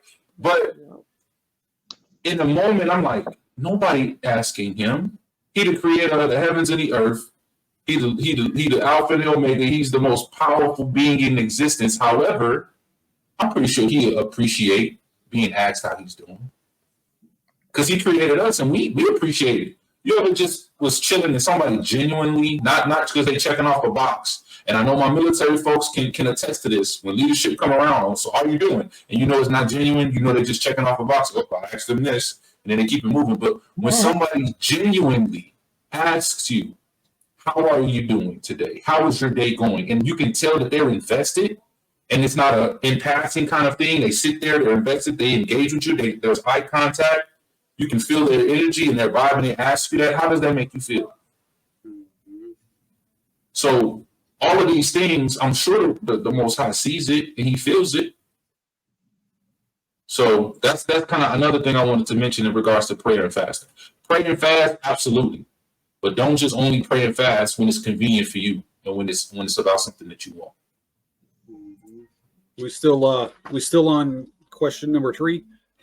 Yeah. Unless you want to add something, I was going to go to number 4. Yeah, I was just going to list mine real fast. Okay. To meditate more is one, and to keep the Torah better.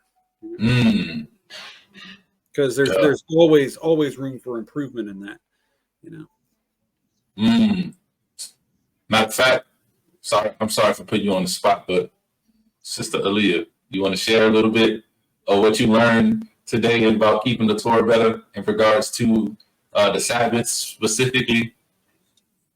You opened the door, Professor S. It was just perfect. It was a perfect thing. Like, it was so perfect. I know she's shaking her head at me. She probably cussed me out in her mind.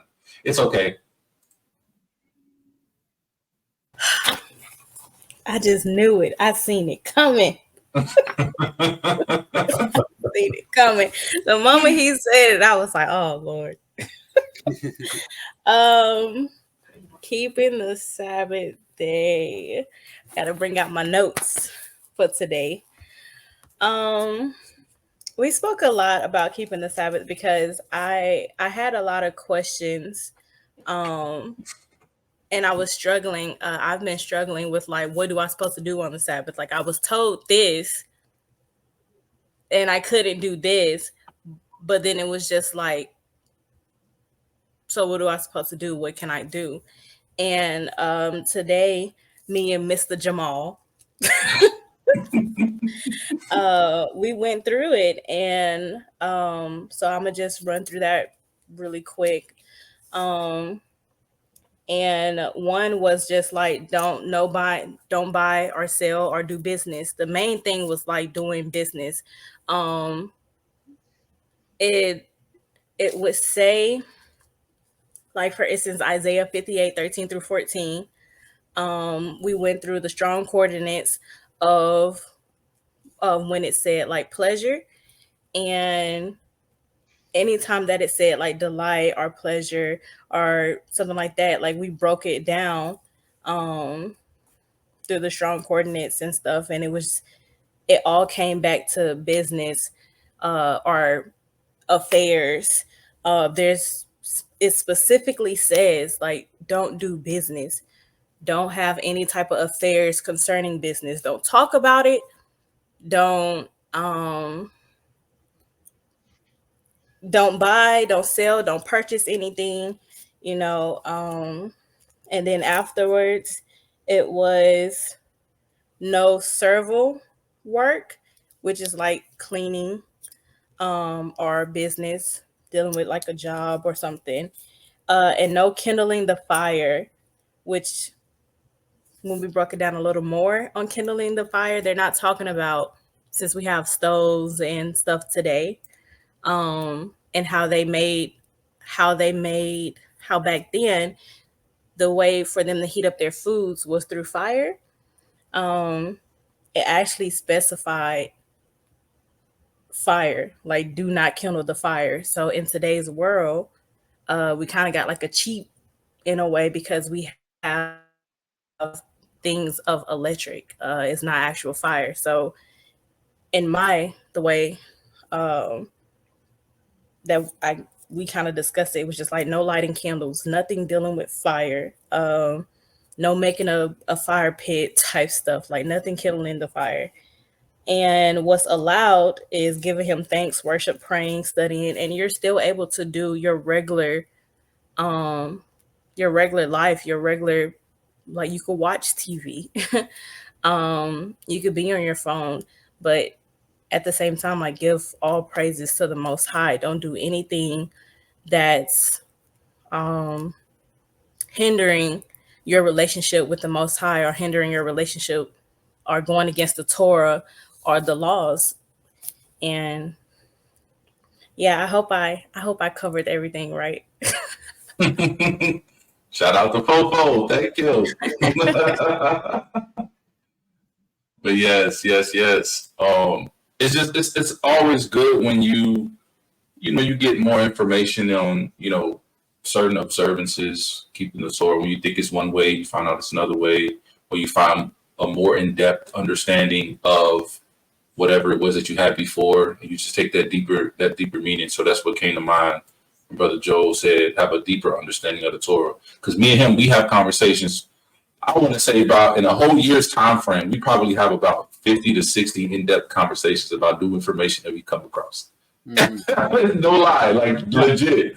And we'd be like, bro, look what I just found. And I'm like, okay, cool, let me check it out. And then say vice versa. And we just be like, wow, and so good things. But yeah, number 4, what is your biggest obstacle in regard with your personal growth? I'll start that one. I put self. That's my biggest obstacle is self. Girl, did you look at my list? Because I put the same thing. Look at twins. Yeah, I put my getting out of my own head. So it is, that's the same thing. Self, as far as like your mental thoughts you tell yourself, like the negative self-talk, Interesting. Negative self-talk. It's like, why are you failing? You're blah, blah, blah. So it's like that mental talk, because it's like mostly it's just coming down to like the mental of the mind. So that's what I put. Okay. So everybody just said in a roundabout way the same thing. Negative self-talk. Old T and Tamira over here. I put habits. I put habits that are not beneficial. Okay. But essentially, I mean, that's something I did myself. So, Non-beneficial habits. Okay. Let's see. What else? Can I add 2 more? Yeah. I would say for some it could be like not believing, or dang, I just had the other one in my head. Not believing and making time. Making time. Yeah. And like I said earlier, when you put him first, I believe I was talking to Sister Kari when I said that, but when you put him first, he makes time for everything else. And I could tell you, like, anybody who's actually made an initiative, took the initiative to put him first, they can tell you and they'll agree with me on this.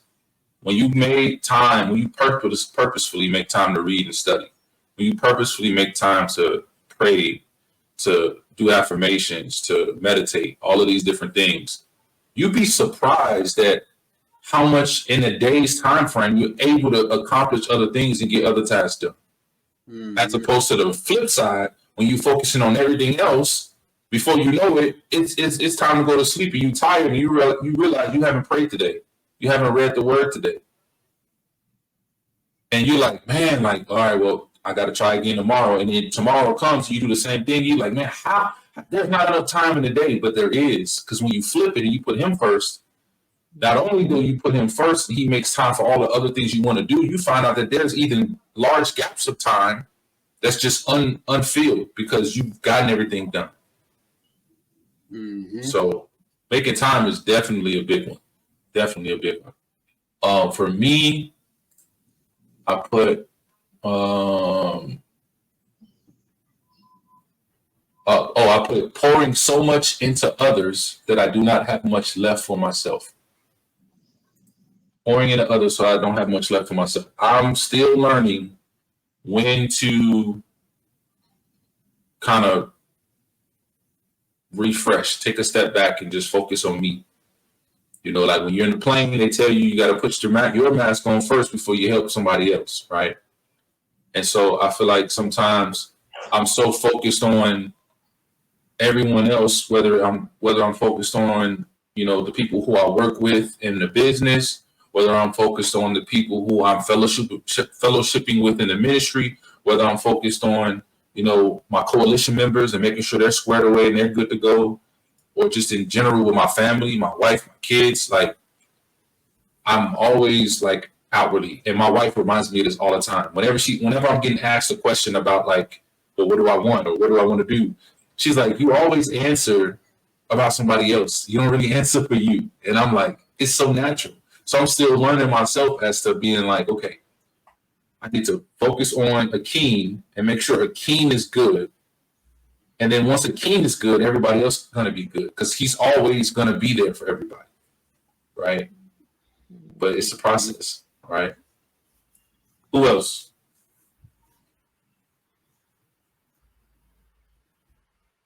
So everybody else just skip number 4, y'all shy. I didn't technically skip number 4, but everything everyone else said was pretty much the same thing. You know, you get wrapped up in your own self, and it's not that you forget about the Most High. You try to take the initiative to do it all on your own, and we should allow him to, you know, be number one in our thoughts, because of course he will be able to, you know, make everything else happen for us. And if we trying to do it ourselves, like you said, we either run out of time or something don't go right, you know, versus just letting him lead the day and, you know, just keep him first. Yep. Absolutely. And I just want to add also, sometimes we surround ourselves with people that we shouldn't at times. So being around the wrong people also. Oh yeah. Is bad, can be bad. Yeah, yeah. On that note, it seems like for me, he always like showed me signs of the type of person that tries to be around me because I'm so much a loner. Like because I think being around the wrong people can kind of deter your thoughts and have you thinking in a different perspective than what you normally would versus being by yourself. And you can hear yourself clearly and you can hear him talking to you in a different way. I think with being around the wrong people, sometimes we don't realize that people are only for a season. Yeah. And a season could be a short season, a little longer season. That sometimes we build connections and bonds, and in the moment, while it might feel good and even be good, when it's time for those, like we start to see signs that those connections need to detach and that we need to detach ourselves, but sometimes we don't do what needs to be done. And then it ends up going down a very destructive. Yeah, destructive, like, you know what I mean? Like it ends up, instead of departing peacefully from each other, then things end up blowing up. So sometimes I think we need to realize that not everyone is for a lifetime. My mother growing up used to always tell me, you'll be blessed to be in your 60s, 70s, and 80s and be able to say you have 5 like lifetime friends. Because the reality is not everyone is meant to stay in your life. Yeah. Yeah, So they're there for either for them to teach you a lesson or for you to teach them a lesson. But yeah. you got to know what that lesson is. You can't just be angry and be like, well, they just don't want to be my friend no more. No, Or I don't want to be their friend no more. It doesn't work like that. no. It's for a They gotta, season and a reason. And once you get yeah. it, then you peacefully set, like, it doesn't mean you can't, because like I said, you bond with people. So it doesn't mean that, like, if they cross your mind years later, that you can't just, check in on them and be like, hey, hope you and the family are good. You guys crossed my mind. I'm praying for y'all. You know what I mean? But you don't have to keep and hold on to every bond and attachment and relationship or connection that you make with somebody. And that's the problem. I think it's like we don't accept that. We don't realize that a lot of times. I was just about to say that. I was just waiting for you to finish. I was just like, a lot of the times, a lot of people don't accept it. And I was just like, that's the biggest thing, is accepting when it's time to leave. It ties back in to the video that we just watched. Well, not just watched. We've been on here for quite a minute, but it it ties back into the video of, like, letting go, being able to walk away, being able to release, Being able to depart. Yeah. being able to depart. And it's just like you said, like, everything is, whether it's short or long, everything is for a time, like a phase, a season. Maybe you just needed to get that foot in the door, and then to continue on your walk in faith. And sometimes, I feel like is when you're connected with the Most High, He's going to tell you. He's going to put it in your heart. He's going to put it in your mind. Like, it's up to you to accept it and have faith in it and let it go. Let it go and keep it moving. And I do agree, if a person still comes on your mind and stuff like that, like, you don't gotta hold, you don't have to hold bad blood, because maybe the Most High or the Messiah have put it on your heart to be like, hey, later down the years or whatever, to be like, hey, I'm just checking up on you. I hope you're okay. You Yeah, know what pray I for mean? them. You Yeah. you pray for them. So you never know what that hey, even if you guys do leave on bad blood or anything like that, like, you never know what that hey, I'm just checking up on you, I hope you're okay would do. So Yeah, and I'll be the first one to say, like, from experience, you know, sometimes you are close with somebody for a season, and there's a season where, you know, it's best for both of you guys that you separate, you part ways. But that doesn't mean that it's going to end like that. You might reconcile, you might come back together, and the relationship might be just as strong as before, even stronger. And then that may be a lifetime friend, but y'all have to go through that season of, you know, separation so you can grow individually and mature individually. So when you come back together and you're reunited, then that makes the bond even that much stronger. You know what I'm saying? So it's not always that something ended that it's going to stay ended. I mean, that's the case a lot of the times, but you do have those situations where, because reconciliation is a thing. No, that's actually really interesting in the aspect of, you know, when Israel got divorced, right? When we read in Hosea and Amos, Israel getting divorced, right? And you know, they're divorced, separated from Elohim, right? And then Messiah came and reconciled that and allowed Israel to come back into the covenant, even though they were divorced and the covenant was done, right? He allowed that covenant to be reestablished. And it's through going, you know, having to go through that period of discomfort, you know, being away, being removed from that, and not knowing, you know, not knowing how, well, being in bad situations, right? Because, you know, it talks about all the bad things that'll happen if you leave the covenant and if you break the covenant, right? But being in those bad situations causes you to, you know, to go back to a previous Shabbat talk, everything happens for us, not to us, right? And so these adverse situations, they can be, depending on how we take them and what we do with them, they can be beneficial. And when you go through a period of anguish and turmoil, and then you realize, hey, this can be, this doesn't have to be this way. If you were to reconcile and come back together, it doesn't have to be like that, right? So when Messiah came and allowed the reconciliation for Israel to come back into the covenant, it made a huge impact on, you know, the implication of the divorce and everything was that they could never come back, right? But it made this huge impact that wow, someone who really knows the Torah can see the gravity of what had to be done in order for them to come back, because they were owed. You know what I'm saying? They were done for, never allowed to come back.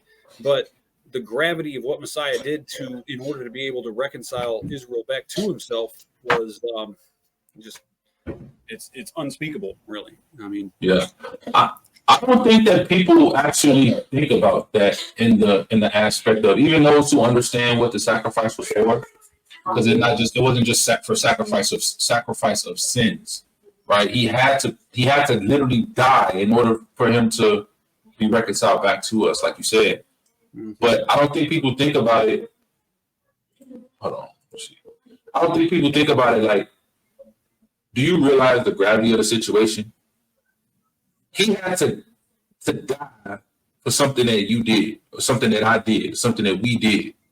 Because had we just been obedient from the get-go, there would have been no requirement of the sacrifice. There would be no requirement of the shedding of blood. Right? Going back all the way to the Old Testament, the shedding of blood is what covered sins for a time. But it took the shedding of perfect blood to be an eternal, right? And so that wouldn't have happened if we would have just held up our end of the bargain, held up our end of the covenant. No, it just shows the depth of the Most High's mercy towards us. You know, it's phenomenal. Yeah, I don't know. I'm breaking down in a simple kind of thing. Like, you at the house with someone else, and you're like making them feel bad for forgetting to bring you home ice cream, when they were out. You asked them earlier to bring you ice cream. And they get home, they don't have the ice cream. You make them feel so bad. You just intentionally trying to make them feel bad. So then they go and they're like, man, I don't want to keep feeling like this. They just leave. They go out to get the ice cream and they get into a car crash and die. Now you have to sit with that, right?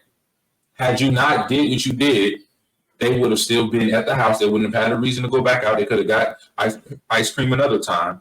But you have to sit there with the gravity of they would still be here if you hadn't. And I don't think we look at it from that perspective often enough.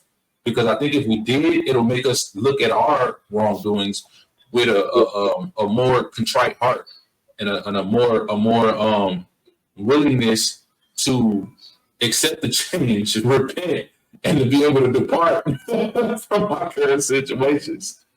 You know what I mean? But we got number 5. Yeah, 5. Oh, we're all the way to 5 now, huh? We're on 5, yeah. We're making progress. What is your biggest obstacle in regard to your financial growth? I'll start this one off, and I'll just say I put procrastination. That's a good point. Ooh, he mentioned it in the video too. He mentioned procrastination. Yep. I did. I said lack of personal finances and control, like better control of spending. Obviously you're my husband, so you know, I'm not horrible with spending. Like I don't even think I'm bad. I just think I think it's more psychological for me. The minute I have disposable income, I'm immediately thinking of everything I know I needed to spend, or you know what I mean? Like I have this long list of the stuff I need to do financially. And the minute I have disposable income, then I go through that list of like, okay, well then I need to take care of this, or I should take care of that. Versus really, I guess, deciding if it's like, okay, yeah, you need it, but is it like a life or death need it right now, or can it wait? So I think for me, it's more psychological. Absolutely. I'd say, I think that goes back to delayed gratification as well, like with the procrastination, for example, it doesn't feel great to procrastinate, but it feels easier than going and doing what needs to be done, right? But in the end, honestly, if you just did what needed to be done, it would be a lot easier later on, so it's absolutely, the delayed gratification is something that, it's the same thing with buying something and having the impulse to purchase something that you don't necessarily need at the moment, but it's something that you want. You don't, you get a particular feeling when you buy it, but then down the road you're like, oh, I could have used this money for this instead. You know what I mean? It's pretty much the same thing. It all goes back to the delayed gratification and doing what's best right now, Absolutely. Not what feels best, but what is best. Yes, not what feels best, but what is best. I want to give a quick shout out to the chat. Shout out to Justin Ya, Sister Ava, and Brother Alan, all the way from Spain. This brother, it's 9 p.m. over here. So in Spain, it is 10, 11, 12. It's like 2 a.m. where he's at. This brother stayed up on Shabbat to make sure that he was here with us. So I appreciate you, brother. Thank you. I know how hard it is to stay up past. Shoot, for me, it's hard to stay up past midnight some days. I'm getting old. 9:30. 30s don't hit like them 20s used to. But hey, I appreciate you for being on here, man. I appreciate you. That brother is always. I owe you some answers too, by the way. That brother's always studying and asking questions and looking into the word, and just doing a lot of things. He's been on with us a couple times actually, but yeah, I appreciate you for being on here, brother, for sure. And it sounded like somebody else had something to say before I started. I think I was about to just say my number 5, but that could wait if you. No, go ahead. I guess for me, I thought about it as just more. I guess just utilizing the tools and systems more efficiently that I have access to for the financial piece, for that financial growth, because I have access to like the systems and tools to create that, financial growth, and done it in the small increments, but not at the scale where I, want to, so where I can really pour out and help like other people, as far as get myself where I want to be, and then be able to pour out even more into other people. But just using the tools, I guess, and systems, and staying like focused when it's time to grind and work, is, because sometimes it's like doing so much, sometimes feel like you're not doing anything. So I can feel you. I can feel you there. I can definitely feel you there. I got one thing, which I recently just learned, or someone honestly just told me, and it was knowing where your money goes. Like really just paying attention to where your money goes. Because like, yeah, you have this bill, but it's just like, are you really paying attention to, like, for instance, I'm gonna just use an example, right? A person making $99 a year, but never really knew where that money was going. Like, never thought that they were making that much money ever. Like, but yet it's because one, don't know where their money is. Like, they don't know where it's going. They don't know what they're doing. And I fall guilty to that. Making all this money and not even knowing where it's going, or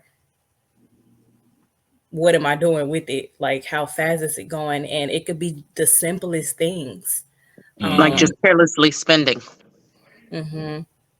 So you could be saving thousands and don't even know. You could be out of debt and don't even, because you're not paying attention, you're not budgeting, you're not monitoring your finances or your bank accounts.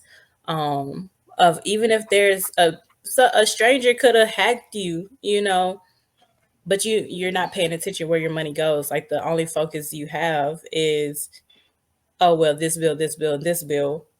What about all those subscriptions that you forgot about? What about, how much money you're spending on food? You didn't went out 8 times instead of 2 times this, but you didn't forgot that you went out the other 6 times, So just, yeah, like, that's a good one. And That's it's very, very easy to do too. It's so easy to do that, and we've got to learn to master that. And if we really examine the Torah, there's lots of financial principles in the Torah that we don't necessarily take as such, right? But there are financial principles in the Torah, and there is a certain mastery that we should be able to master finances and have control over that. And without, it's especially easy to do with credit cards these days, because you don't even, whenever you've got physical cash going out to someone, you can monitor how much is in your pocket, right? But when you're just swiping a card, or not even swiping it these days, shows, but when you just using a card, you don't even oftentimes take account of it. And it's very important to have a list of that and actually budget what you're doing. I'm finna jump into my therapy bag again. It's called being mindful. Some of us in here need therapy. Hint, hint. I do. And some watching at some point need therapy. So y'all might want to go check it out. It might help teach y'all some things. Can I And mention something on the credit card part or the debit card or whatever? So one thing I do want to mention is monitor you guys when you guys are using your debit cards and your credit cards at gas pumps. I recently just did it like 2 days ago, and I checked my account and it took out $100. That's My gas that's was just only a holding $25. fee. That's at any gas station. They put it back. It's just holding. It's a hold that they have at the pump. That's why I don't use the pump, because they will do that. I don't know why, but if you go So inside, it don't do it. Bucky's so did not put it back. they will. It does put it back. So what it does, so before, I don't remember if you remember the old time pumps, the gas stations, they would turn the pump on for you when you paid. You could send someone in to pay and tell them to turn on the pump. Legally, they don't do that no more. You have to pay for it for the pump to turn on. So now you either go inside and give them the exact amount for the pump to turn on, or if you pay at the pump, they have to put a hold. I don't know if you've ever realized, have any of you ever gone to the gas station and it'll send you inside Yeah, if you don't to have pay? that Because if you don't have $100. enough on your card, you'll be like, but I got $60 and I only need to put 50. If you don't have at least like 100 to Yep. hold, they are not going to let you put gas Yeah. Some gas stations only by take paying $1. at the pump. So yeah. See, life lessons. Thank you. And a couple things I was going to say to that piece is a couple things that actually helped me when it comes to the financial piece is, first, I don't know if maybe some people on the call read the book or heard of the concept pay yourself first. Once I started doing that, man, I saw savings start to shoot up. I was like, wow, I didn't even know I would have this much money extra each month. But typically what you do is, before you pay any bill, you pay yourself first, whatever it is. It could be $50, whatever you get. You can work $100. You pay yourself first, put that like in your asset account, savings account, whatever, and then the rest of the money you use it to pay bills. But by doing that, because a lot of people, when they pay bills, then they have something that, I'm gonna go buy this or that with it, versus, okay, you put that up, and then now you don't have that money to even see, or have it automatically transfer from one account to another every 2 weeks or a month when you get paid. So that $100 or whatever it is that you are putting up for yourself, you don't even see it or even think about it. So now when you're doing your bills and factoring your money, you're not even accounting for that, because instead you say, oh, now I have $100 left over, I can go buy shoes or clothes that you don't need or whatever with it. You don't even see it. So now it's like, okay, I don't have that. And then eventually, once you get that habit, you start to compound. You're like, wow, now I got $500 in my account, or now I got $1,000 in my account. And now you can use that for rainy days or stuff that you use. And I've been doing that for years now. I've had like huge, like $2,000 car repair bills, throughout the years. And I was able to pay it just without, and I didn't even know, because I've been saving that over time. So that's one method, to pay yourself first. And the second one, what I always do, because me, I won't get into that concept, but as far as using credit over debit and building points, you got to be disciplined for that. But what I do, every time I swipe my card, I always get a physical receipt. I don't just do email or text unless they don't have it, but I get a physical receipt. And then every 2 weeks, when I pay off my cards, I always go through each transaction and make sure that the amount is right. Because I'm telling you, by me doing that, for example, I went to like a burrito place. This was a couple years ago, and I went inside. I paid for the burrito.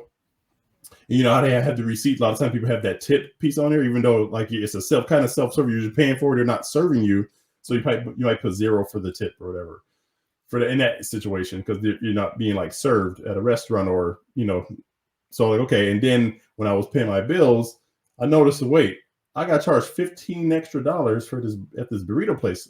I literally called them, say, hey, I'm checking my receipt. I didn't put this much for a tip. There was no reason to. They reversed it immediately. But if I didn't keep track of that, because a lot of people don't get receipts anymore, right? They just go on.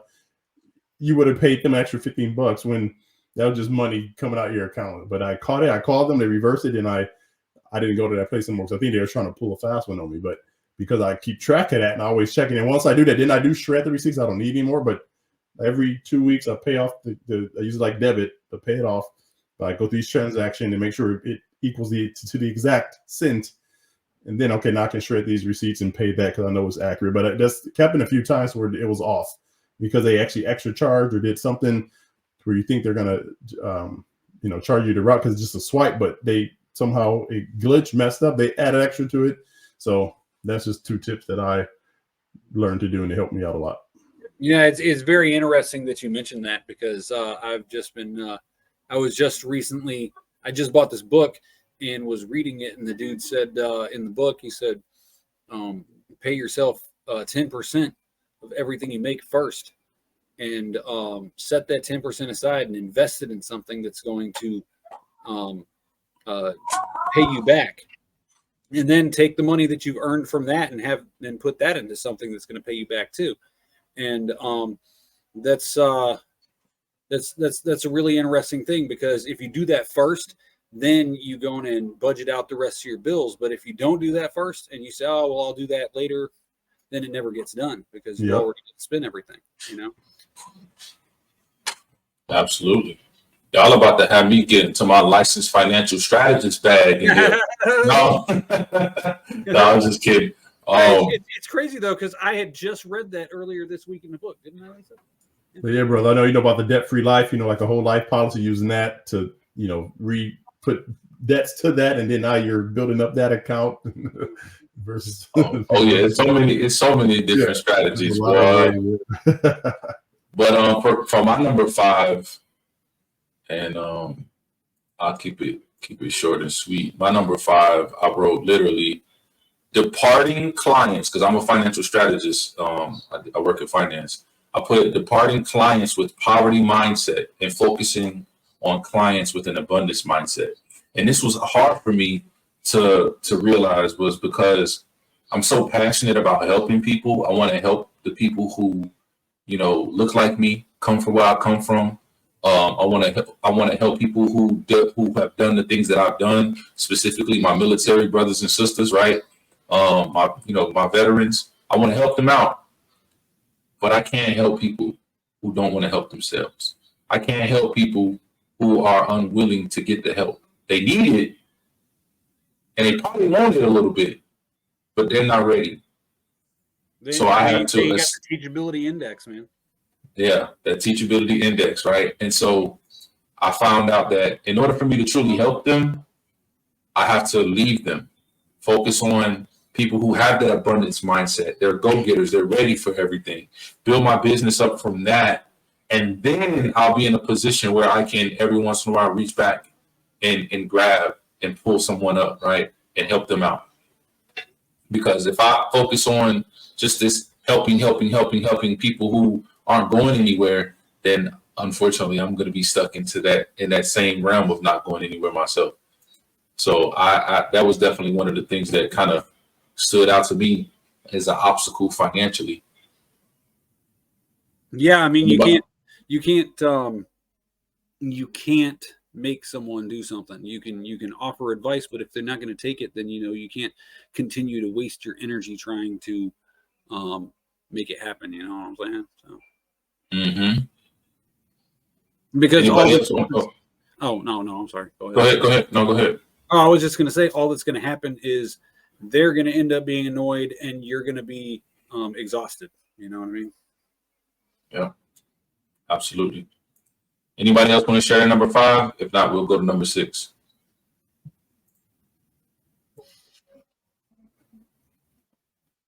All right, number 6.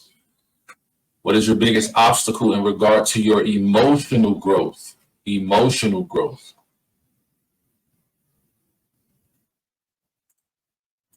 I'll share. For me, emotional growth was sometimes I'm too quick to anger. Sometimes I got a short fuse.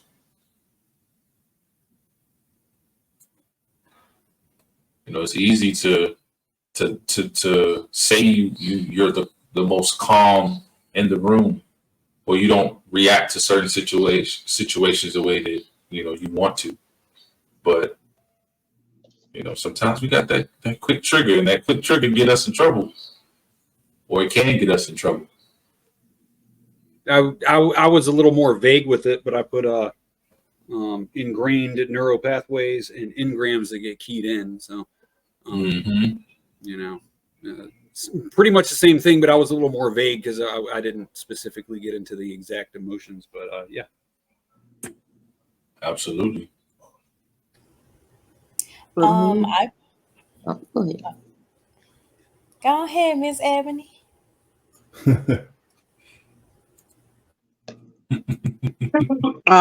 Originally I didn't have anything for this one. Um,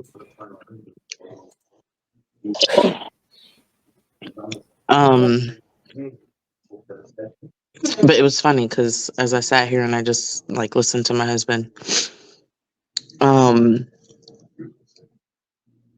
for me, I think like I'm a very emotional person. I'm very in tune with my emotions as well as other people's emotions, and I'm trying to pull other people's emotions out of them, I guess, because I'm just like a very emotional person. And I think my downfall or my struggle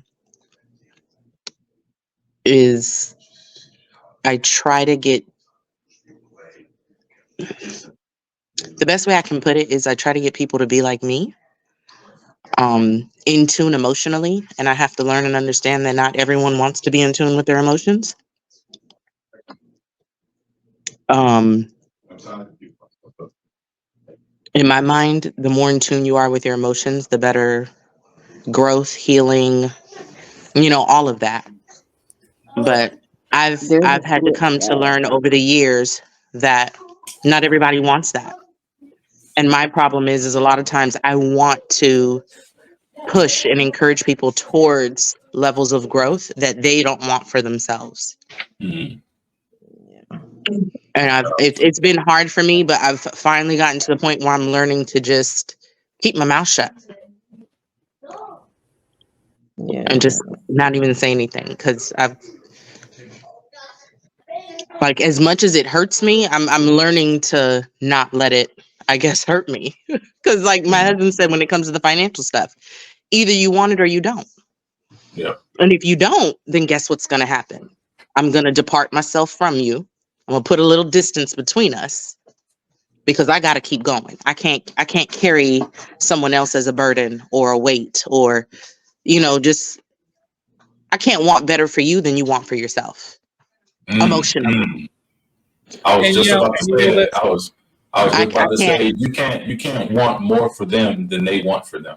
Then yeah. So, if you don't want it, then honey, that's fine. I mean, there's no judgment, there's no nothing, but we're not gonna sit rocking this. Like, I'm one of those people, if your ship is sinking, I will hop into the ship with you to try and plug the holes. But if I'm the only one plugging the holes and you're not even plugging the own holes in your ship, then baby, guess what? I know how to swim. Right.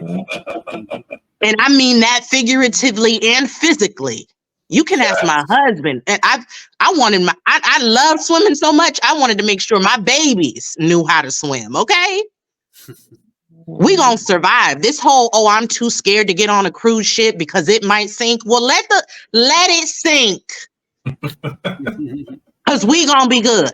You could use You that hear in me? a faith aspect too. But no, I'm serious. I will hop into the ship with you. The minute I see you're not doing the work, I have gotten to the stage into my life. Guess what? I'm hopping out of your boat because I'm not going down with you. Facts. I'm not going down with you. It ain't worth it. So that's my emotional thing for my emotional growth, because once again, I've always felt like I've been pretty good emotionally, in the sense I'm not that I don't need. Let me put it this way. I'm very in tune with my emotions, that when I see myself sinking, I know how to go and get the help, find the help, do what I need to do to get myself back on track. Okay. So I'm definitely not perfect emotionally, right? But I know I'm very self-aware to when I need to do it for myself, what I got to do.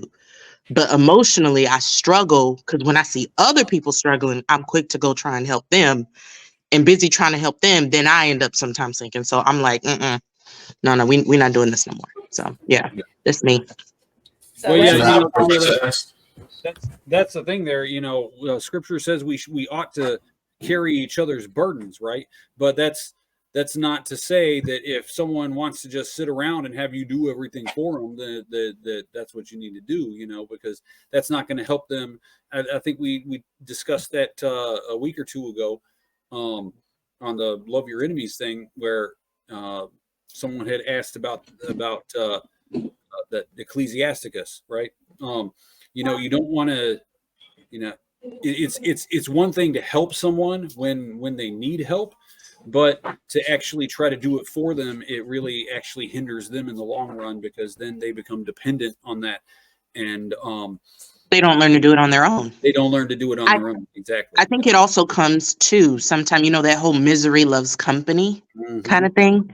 And it's not so much that they look for you to make you miserable, but it's the minute you jump into the boat with them, it's like, okay, well, come join my pity party and let's sulk. Yeah, exactly. Let's sulk about this. And I'm the type of person like, okay, we can vent, but I came with solutions. Yeah.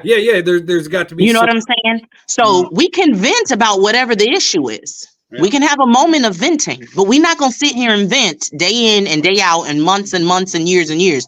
Like, we're going to cry, we're going to grieve, we're going to do what we have to do, because you got to go through it, right, to get the healing. But then now we need to go and actually go get the healing. We have to go chase the solution and find the solution and actually try to work on it. Well, the purpose of venting is to get it out, right? To get it out so that it's no longer stuck to you, right?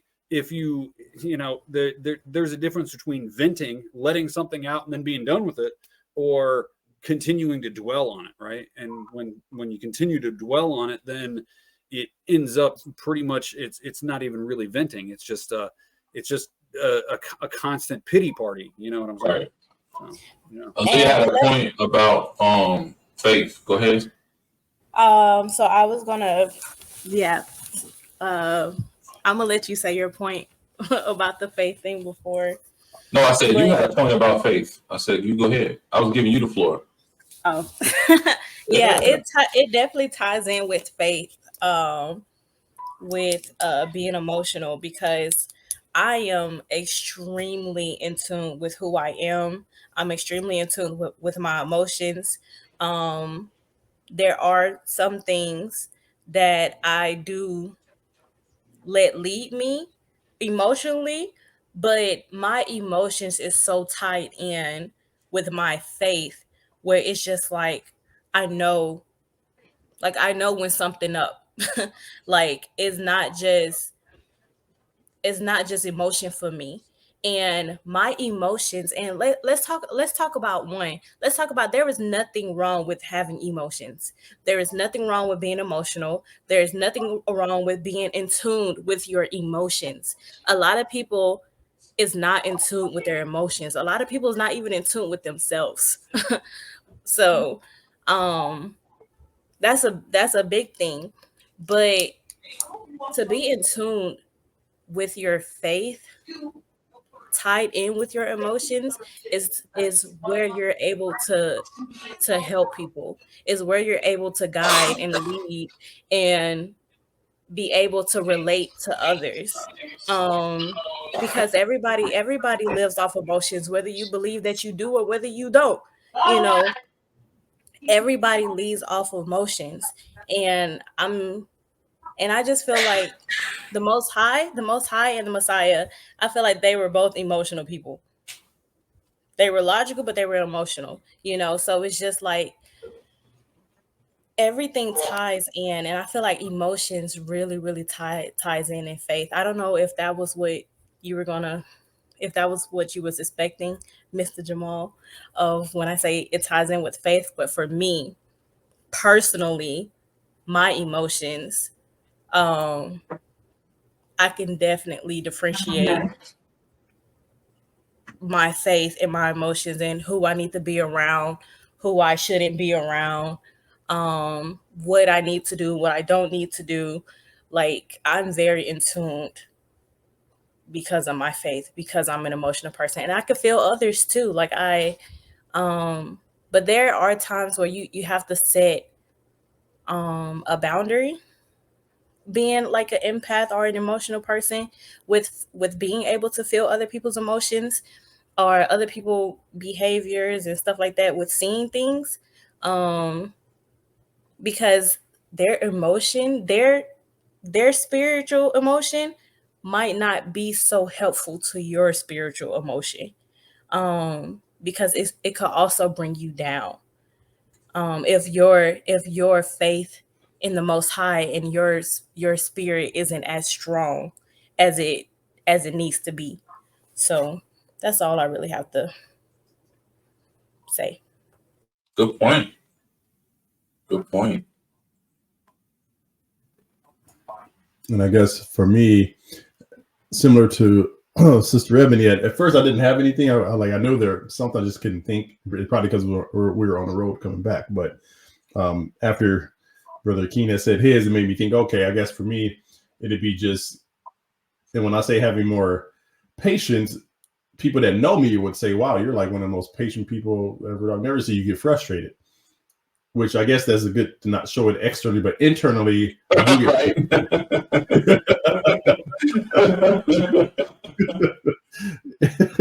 internally, I get frustrated. Sometimes I'm like, dude, I get annoyed and frustrated with certain people, even though I know I'm like one of the only, like, for example, there are some like older, like ladies I fellowship with, and I know they don't have a lot of people to talk to, friends, but it's like they come in with everything. And sometimes I get frustrated. I'm like, dude, you send me like 3 pages of text messages. They're always like, tell me about everything in your life. Like, I don't, but I have to like learn, okay, they're just, being they don't have anybody else to talk to, and they just want some like guidance or suggestions in life. But, sometimes I have so much going on. I'm like, dude, this is so much.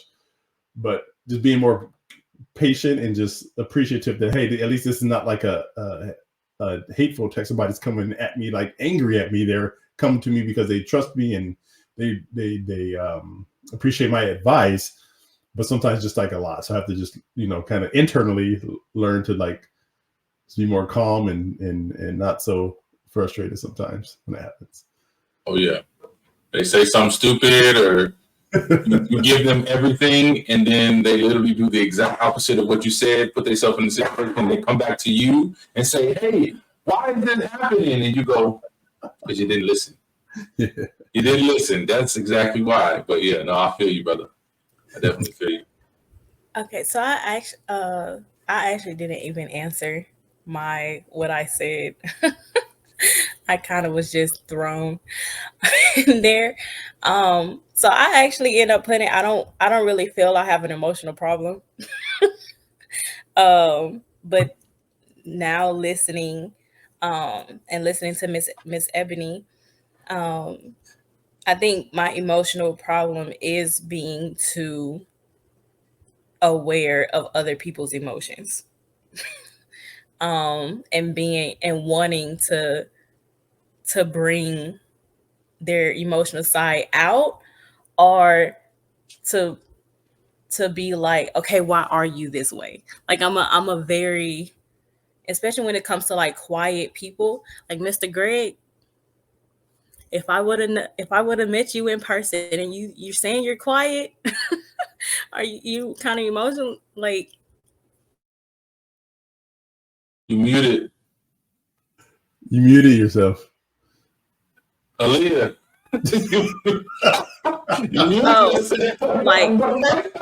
Did y'all hear me? No. Okay, so I would have. My bad. So Mr. Gray, I was using Mr. Gray as an example, as of him saying like, it may seem like, he's not showing any emotions and stuff like that. Like, it's easy for me to catch that. Even if you're not showing it, it's like, I know you upset. So let's talk about it. Like, I would be the person next to you and kind of in your face, like, I know that just made you mad. Let's talk about it, because it needs to be released. Like, it's, for me, it's just not good to keep it in. But yeah, at first it was really just, oh, I don't have an emotional problem, but at the same time, I guess I'm just that person that runs to other people and be like, we're gonna talk about it. Yeah. And So now it's just like, sometimes, yeah, pull back. Sometimes you got to draw them back and help, and then they might even seek you out when they're ready to discuss those things, whether regardless of what it is. I want to say my other problem is I tell people what their emotion is, and sad enough, most of the time I am right, and they eventually tell me, and it's just like, I already knew.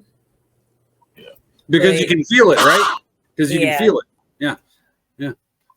You can Yeah, feel it. not everybody wants to be told exactly what they're feeling. They're not ready to relinquish that yet. So sometimes doing it preemptively can be a little uncomfortable and cause discord, even though your heart's in the right place. But yeah, for the sake of time, let's go ahead and keep it moving. Number 7, what is your biggest obstacle regarding your spiritual growth? You can say it. I said not staying Ebony focused. said reading scripture. Okay. What you say, Leah? Not staying focused, easily distracted, not understanding and depending on others to teach when it comes to, reading the Torah and the Bible, and gaining my spiritual power, I would say. Because like I know my position when I get to heaven. Is but knowing that and not studying the word, like I might be the fighter and the warrior and the sword and stuff like that, but how are you gonna have that sword and you don't even know you're not knowing the word? You're depending on everyone else to tell you what it says and what the word is. But now I'm reading and then I'm asking, like, hey, can you break this down to me? Right. Yeah. Absolutely. I guess for me, it just goes back to the meditating and fasting, because I know you need to get better at just meditating, just putting everything down, just having that time to focus without being distracted, and really just, yeah. So meditating and fasting are my 2 areas. That's funny because I put meditation on mine too. Meditation? Mm-hmm. So y'all are meditation twins. Yeah. What did I put for mine? I put discipline and consistency. Discipline and consistency. If I stay and remain disciplined, everything will fall into place. And if I'm consistent in my discipline, everything will really fall into place. Like, there's weeks where, my camera was tripping for a second.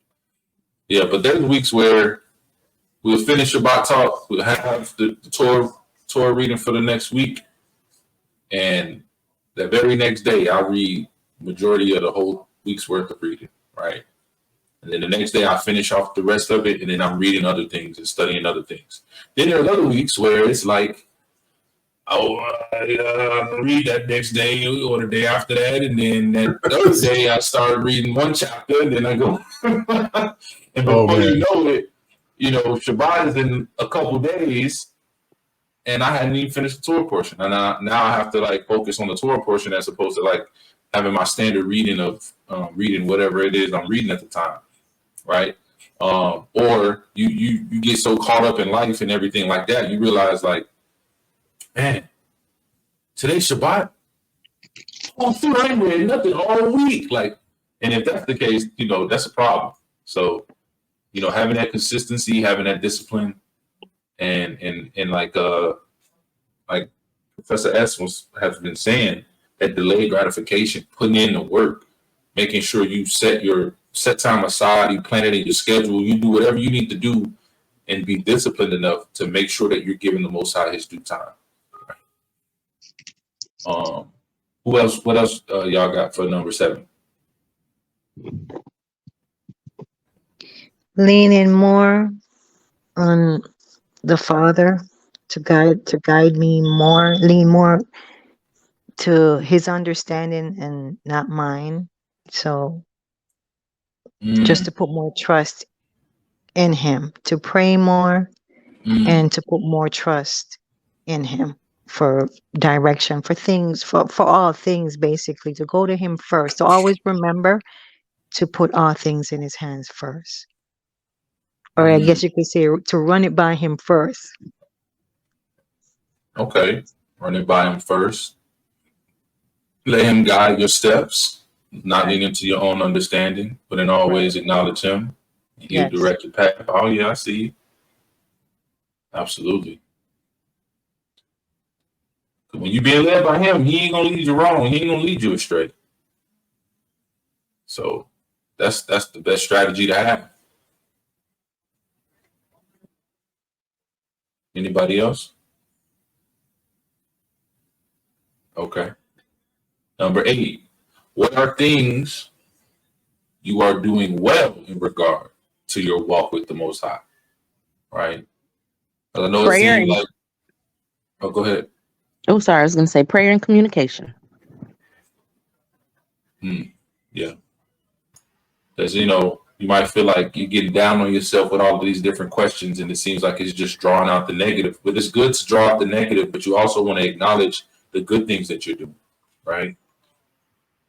The things that you're doing well, the things that, the Most High is looking down and He's proud of the progress that you're making and the impact that you're having. So, Ebony said prayer and communication. She is a prayer. She prays for everything. I can tell you, I've seen it. I live with her, right? And, she's an excellent communicator. Like, we talk about everything. Even when I don't want to talk, we talk about everything. So I'm telling y'all, I believe her wholeheartedly when she says that, because that is one of her strengths. And when we first met, prayer, I would pray, but I wasn't a prayer warrior. I wasn't in that category, right? I believed in communicating just because I had to communicate often in my life, so that kind of lined up. But in regards to prayer, she was strong while I was weak, right? And she helped me in that regard. Now, I would like to say this when it comes to the communication between he and I. If he is not ready to communicate, I know how to step back and be like, okay, well, when you're ready, just let me know. But one thing he knows is he cannot get away with not communicating, because we gonna talk about it.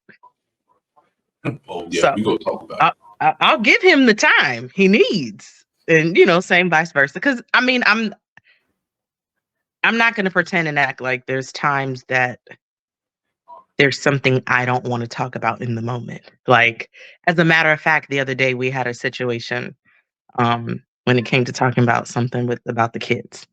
And I was just kind of like, I'm not there right now. And he could sense it, and he was like, yeah, I can tell I just got you all flustered. We'll talk about it later. I was like, yeah. Mm-hmm. So, we both give each other, like, we extend that grace, that time of like, okay, we know we'll discuss it. We're just not going to discuss it right now. We'll discuss it at a later time. But we always discuss whatever needs to get discussed. Like, we're going to communicate in this house. We make our kids talk when they don't like. So, yeah. Communication is key. I put on mine teaching, being an example, being a servant that helps others, and things that I'm doing well in regards to the Most High. I believe leading by example. I will never tell somebody something or ask somebody to do something that I'm not willing to do myself.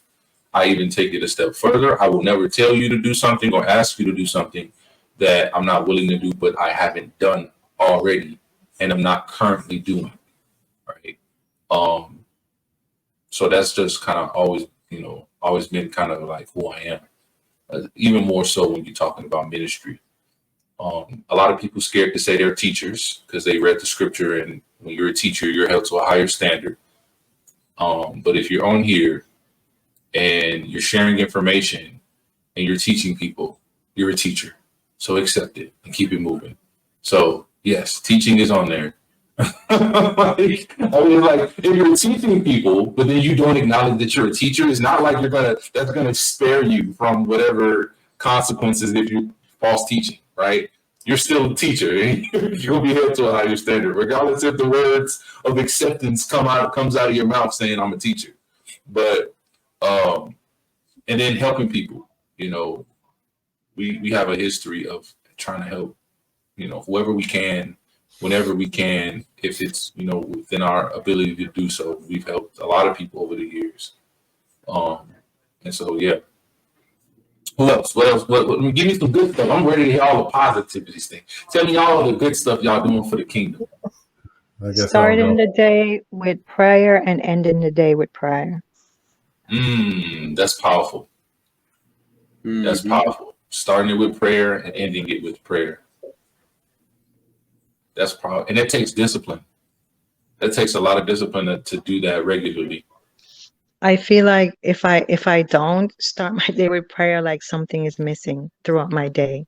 So I make it doesn't matter if I wake up like a little late, like I usually, than I normally do. I still have to start my day with prayer, and I still have to end it with prayer. It has become like a part of me now. Like if I don't do it, something is missing. Either way, it just feels something is just off or is not right. Yeah. So I make it. It's like automatic now. I don't even think about it. I just do it. Yeah, that's the Ruach operating in your spirit, and you just know because something's wrong. And Professor S earlier mentioned about the neural pathways, and so you have those deeply ingrained neural pathways to pray, right? And so you just do it on autopilot because it's so consistent and automatic. That's great.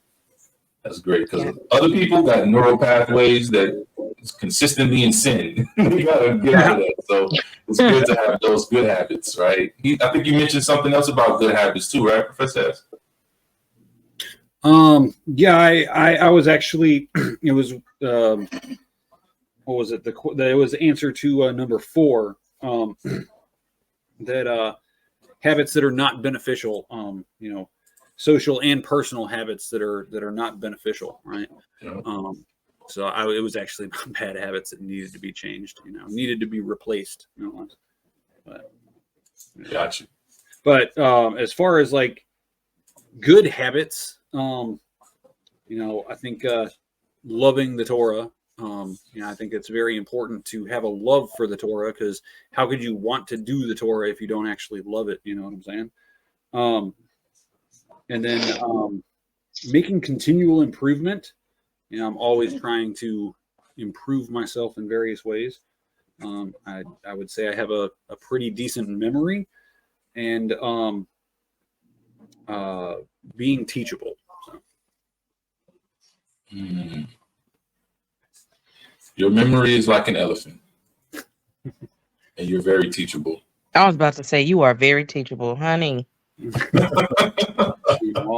can tell Professor Ed something that he's already studied and know, and you can go on for 30-35 minutes. And I learned when you go here and you read this scripture, and then you look at the translation in the Strong's Concordance right here, it says this, but if you actually look further, it says this, and blah blah blah blah blah. And in 1572, they had this, da da da da, and it ties it in, and he'll just sit there the whole time. Hold on, put the camera, put the camera on. He'd be sitting there the whole time like, yeah, really? And then you just go, you just hyped up, and when you finish, you're like, yeah, did you know that? Yeah, I read about that about 12 years ago. But he didn't make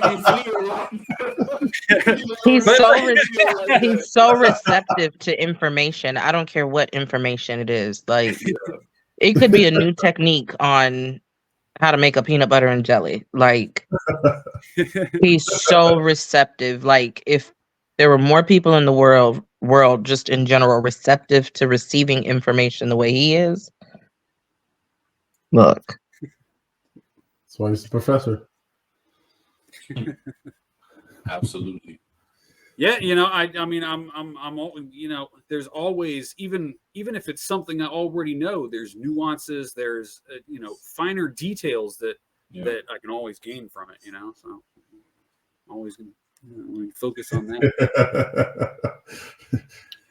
And I guess for me, things are doing well in regards to the walk with the Most High is, I do read scripture every morning. Like I wake up and I, similar to Sister Andrea, like I don't feel right if I don't read. Like I at least have to read one. I typically read one Psalms and then one chapter in whatever book I'm in. You know, I just got to read at least one chapter or one Psalm every morning. No matter if I stay up late, which I'm mostly in the bed like 8:39, but got to get up. No matter if I get up late or don't do everything I need to in the morning, I always got to read scripture. That's like the one thing is like I have to do that. Even if I miss out on other stuff, I got to do once in a while. But reading scripture and also talk to Yahushua literally all day, like all throughout the day while I'm working or while I'm cleaning or going to the grocery store. I'm literally thanking and praising and thank you for letting me make it to the grocery store. Or thank you for letting me have enough money to buy groceries and gas. Like I'm always just in like praise and gratitude, like literally all day for everything. Thank you for letting me have running water so I can take a shower. Thank you for letting me have a garbage system so then the truck comes and takes the trash. Now I know that's a whole nother topic where they dump it, but at least letting it take it away so you're not living in filth and disease, right? So I just thank for the stuff that people don't even think about. So I thank Yah and Yahushua and talk to them all day, every day. Never I don't feel right if I don't do that. Also just, you know, people I've been able to, I'm grateful that used me to be able to help to like baptize and even say going to do a deliverance session, even though the girl was gone by the time we got there, but that was like a 2.5 hour drive. I thought it was only an hour drive, but it was in the 2.5 hours. And I got the call last night and I was like going to bed. Hey, can you come in with me in the morning? We're gonna drive to do this thing because crazy stuff is happening. I'm like, okay, I'll help you. So I know that's something that Most High put on me to be able to help in that area. So those are things that I am doing well, I believe, regarding the Most High. Absolutely. Like I told you in the private chat, bro, you're a good brother. Thank you, brother. It's hard enough to drive. You said 2.5 hours? Yeah. 2.5 well, hours. I wasn't driving. My other fellowship buddy, he came and picked me up, but she lives an hour from me. So he drove an hour to pick me up, then we drove 2.5 hours. So for him, it was 3.5 hour drive. But he picked me up this morning. So that's dedication.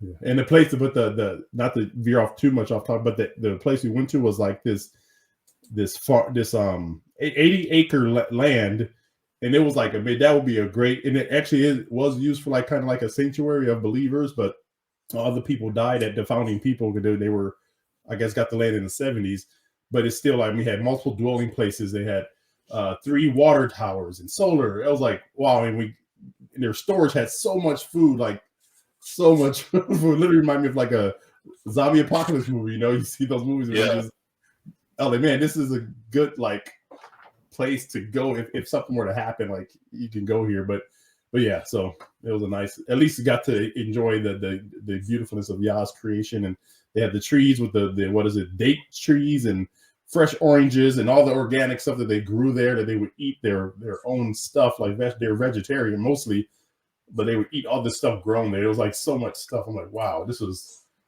how it's supposed to be. Absolutely, bro. That's so awesome, man. Because you know, that just reminded me. You know, there's so many things that we take for granted now. You know, like running water and trash service and stuff like that. You know, gas in the tank. You know, we go in and buy gas and feel like because we paid for it that we've acquired it, right? But you know, having that gratitude, man, that's something I need to work on myself. So, you know, thank you for that, because that's just motivated me to be more grateful for things. You know, yeah, even the things that are seemingly mundane. You know what I'm saying? Yeah. It's because it's really not. You know. Mm-hmm. That's awesome. Thanks, bro. Thanks You're a welcome, lot, brother. And thank you for all the wisdom you brought. Oh, No problem. Brother Greg's the inspiration, that brother. Mm-hmm. I get it from you guys, Brother Akeem and Professor S. You guys are some good brothers, so glad I met y'all. And all praises. I just have to say it's amazing how all this works, because a lot of times the Holy Spirit talks to us and we hear it and we know it's, you know, God talking to us through the Holy Spirit. And sometimes we just make the choice not to do things, or we say, oh, I'll just wait a little while to do it, right? And I'm telling you, for like the last month, I have been hearing so many little different things between fast, or you need to create, you know, a morning routine to dedicate. So I'm great when it comes to prayer and communicating, you know, with the Most High. But I used to kind of have like this morning routine, because I used to have a driving job. I was a courier. So it was just one of these things that I always, first thing when I got up and got in my car, like it was like a switch. That's just when I would start and when I would do it. Some days it'd go on for hours. Um, Either way, like since stopping that job, like, you know, life has changed and stuff. And like for like the last month, I've just been hearing to do like that God wants me to do so many different things. And I have made the choice to just be like, I'll start tomorrow, or I'll start another day, or oh, I can put that out for a little while. And it's like being here on Shabbat Talk and just hearing everything that we're talking about. It's like just that confirmation, like I've been talking to you and you've been ignoring me. So you just gonna keep ignoring me? That's what we doing. Oh, okay. You know, I'll put it and on Shabbat Talk and have everyone say it. huh? You just say, you said, oh, well, if you're gonna ignore it, I'll just put it on Shabbat Talk and have everyone say it and bring it up. I'm telling you, like that's what's happening. So it's like everyone's funny. gonna be saying it. And like I'm telling you, I'm one of those. I'm very, like I said, self-aware. So even when it's not Shabbat Talk, things will happen in my life, and it'll be like, "Hi, I'm here. I'm here in front of your face. You're just still gonna ignore me," and I'll just be like, and I'll still go about my life and my day and do things. And I'm telling you, God will only be ignored so long. So I think this week I'm gonna have to get into some routines and start doing some things, because He's not playing with me no more. Absolutely. He is over and done. He's like, So the question is, if there was a solution to those problems and it was available right now, would you take it? So I'm gonna ask everybody to unmute their mic and one at a time. Give me y'all answer the number 9. Would y'all take the solution? I would say yes. If the solution was right here, right in front of my face, available, I would take it. Yes, and I will say yes. And I believe we do have the solution. We just have to realize it is in front of our faces, and we just gotta take it. But yes. Sister Kari in the chat said yes. You already know mine is yes. I say yes also.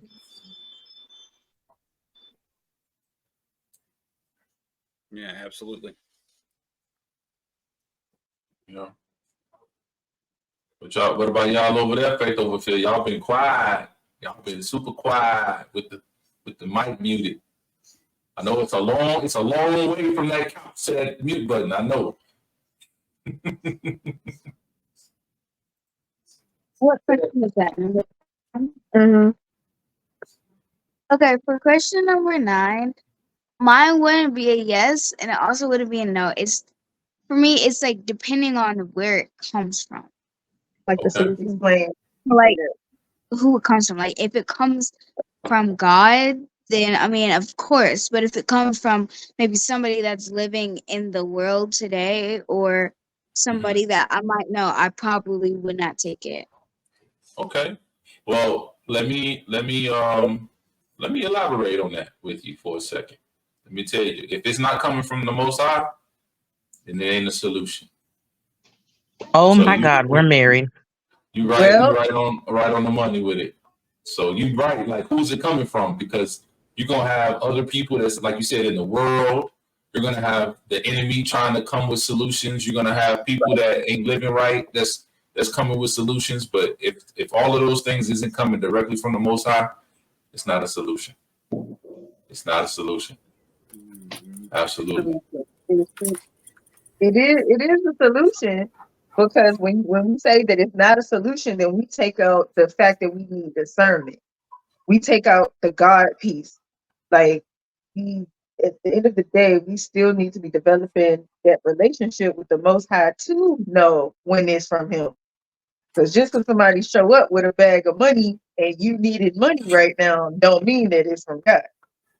And then further, we have to take that step of learning how to test the spirits to know that it's from God, instead of just showing it away or just accepting it. It is a solution now, but that don't mean we need that discernment to decide if it's good or not. So like if you have a situation where you need a specific situation solved, right? Someone that's not in tune with the Most High or not sent by the Most High,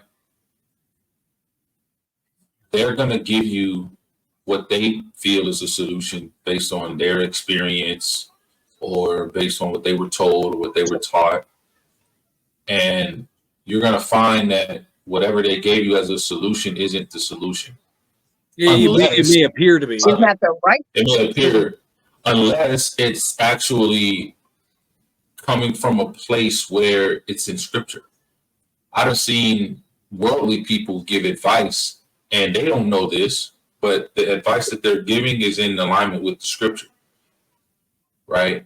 But in that situation, the Most High would use that individual to give that advice, so it still came from the Most High anyway.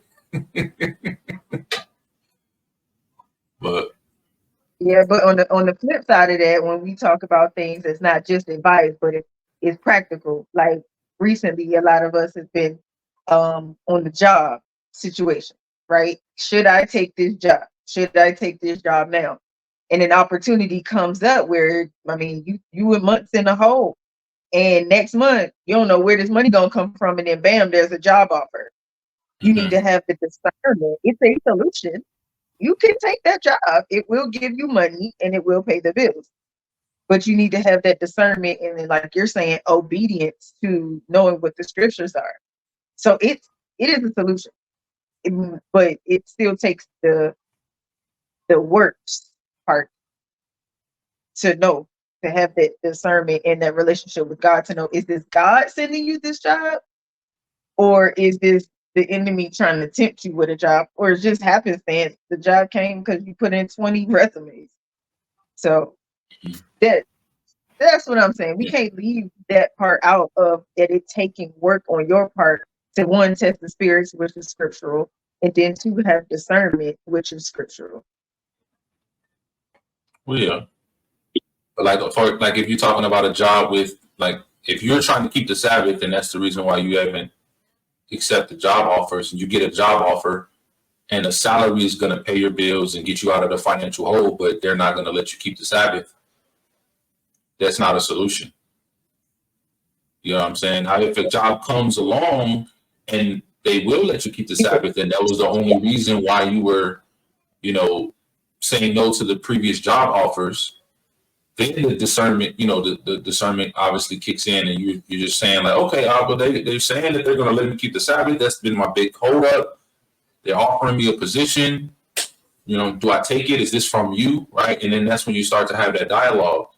But like, not everything right out the gate is a solution, even if it appears to be, like Professor S said. Some things can appear to be a solution, but if they're not directly from the source, then they're gonna be a hindrance as opposed to a solution. They're gonna look like a solution, but they're gonna actually hinder you. They're gonna put you in a worse situation than you currently are in. Even if in the moment, that instant gratification, we've been talking about gratification, that instant gratification is like, oh yeah, things are good. But in the long run, you're not going to be where you truly want to be or where you truly need to be, right? If you're sitting here starving and you live right next to this body of water and you don't know how to fish, and I come to you and I catch a fish for you and give it to you, even though you eat for that night and your belly is full for that night, I'm not a solution unless I teach you how to fish and how you can go out and fish for yourself and feed yourself and provide for yourself, right? So somebody could come along and know how to fish and give you a fish. That might seem like a solution, but the problem, we're addressing symptoms and not the actual diagnosis, because the diagnosis is you need to learn how to fish. I'm speaking metaphorically, obviously, but and it could be practically too, right? If you don't know how to fish, you live by a body of water and you're hungry, that's your fault. I think what's very vital too, between what both of you guys have said, like she was saying, there needs to be discernment. I grew up in a home with, when I say a prayer warrior, I mean a prayer warrior. Like, I believe I learned to pray, and the reason I am the way that I am when it comes to prayer is because of the home I grew up in. For years, even after I left my mother's home, actually the years that I chose to leave my mother's home, I believe I'm here today because of my mother's prayers. And mind you, I was a grown adult making decisions I shouldn't have been making. They were irresponsible, they were crazy, right? But I'm here because of her. But there's been times, even in my personal life, where I've made decisions because I've learned to have my own relationship with the Lord, and I've learned to hear and listen to his voice. There's been times where my mother will be like, oh, well, I don't think you should do that. Well, Mom, I love you and I respect you, but I know the relationship I have with the Lord. And it doesn't mean that I don't take into account what she said, because she's my mom. And I've always trusted her prayers. I've always trusted the relationship I've seen her personally have with the Lord. You know what I mean? And I know he speaks to her as well. But we each individually have to have our own relationship with him to be able to hear what he's telling us to do. Because just like Marquita was saying, when it comes to, like, taking a job or something like that, or whatever decision we're going to make in life, like, you got to be able to hear him. And if you don't know how to hear him, then that just means you need to work on your relationship with him. Because the better relationship, the closer relationship you have with him, the better you can hear him and know that it's him and not, the enemy. But it's our jobs to individually have that, because don't get me wrong, for example, like as parents, it's our job to lead and guide our kids as best as possible. But when we're dealing with other people, especially, for example, other adults, I can't come to you and say, well, I mean, I can, because this is my thing. And I can only speak for me, right? But if the Lord reveals something to me about someone else that I know, a friend, someone I love, whatever it is, I'm going to say, hey, the Lord showed me this and I wanted to share it with you. But at that point, that doesn't mean I get to control the decisions and everything over your life. God showed me something. I shared it with you. Now it's your job to take what I shared with you and go pray on it and see what the Lord shows you about your own life or your own situation. Some It's people not don't for, accept that. huh? Some people don't accept that. They don't allow you to do that. I know that, but that's why I'm saying it. Like it's not about, oh, this is what I saw, so this is the decision you have to make. No, like this is what I saw, so I'm going to share it with you because I care about you. Now you go pray on it and see what the Lord shows you. Like like that's just how it is. So, I mean, it's not our job to control. I think growing up in churches, sometimes we see, the prophets or the prophetesses or whatever. They come and they speak over your life, so you just do what they say. Like, no, but seriously, like, take what they gave you and pray on it. Give it to God. Say, hey, someone told me this, Lord. Show me. Because once again, if you have a good enough relationship, He's either going to reveal it to you as well, or He might reveal something to you that, you know what I mean? That person is not going to know anything. Either way, like, it's our individual responsibility to have that personal relationship with Him, because it's our lives. When it's time for us to stand in front of Him on Judgment Day, we can't say, well, I made that decision because so and so told me. He's gonna be like, I don't care about so and so. How come you didn't come talk to me about it? It was your life. How come you didn't come to me and pray on it and ask me if this is what I wanted you to do as confirmation? Like, that's just not how it works. So, Yep. You gotta take whatever's given to you and send it through the refiner and find out if it's true or not. The gift of discernment is a powerful thing. All right, so I'm gonna ask this question, then I'm gonna play a snippet of the video again because I know we watched it, like, Sister Aaliyah said, like 7 hours ago. But I'm gonna read this question. We're gonna play the snippet of this video, and then we're gonna wrap it up with the last question. The way I worded it is, I wanted you to write your answer as if you were speaking to somebody else who is struggling with departing from where they currently are, struggling with taking that next step of faith to be in a better situation for what the Most High wants from them, right? And what advice would you give them based on the information that you received tonight, on whether it was from the video, whether it was from the discussions that we've had, or maybe it was something that the Most High put on your heart or the Holy Spirit revealed to you, today, you know what I mean? Or maybe even recently, that something you didn't even share with us tonight, right? What advice would you give to someone else? But question number 10 is the reflection question. After answering these questions, watching the video, and joining in on the discussion, do you believe you are more equipped to depart from where you are currently in order to grow and progress towards what the Most High has planned for you? And this was a yes or no question, but I'm gonna play this video real quick, and then we'll come back, get everybody's yeses, and then I want to hear what advice you would give someone else. And that advice to someone else might just be what you would give what advice you would give to yourself, But here we go. One thing I want to talk about, and we can just talk. Let's go. But one thing that hit me was that anytime, I'm going to say it exactly how, in order to come up or move forward, they both require some type of departure. Ooh. Yep. If I was to literally stand up in this chair, I would have to leave the chair. Right. If I was to move forward and go towards my grass, I would have to leave this space. And I think a challenge for people moving forward is the thing they got to leave to do.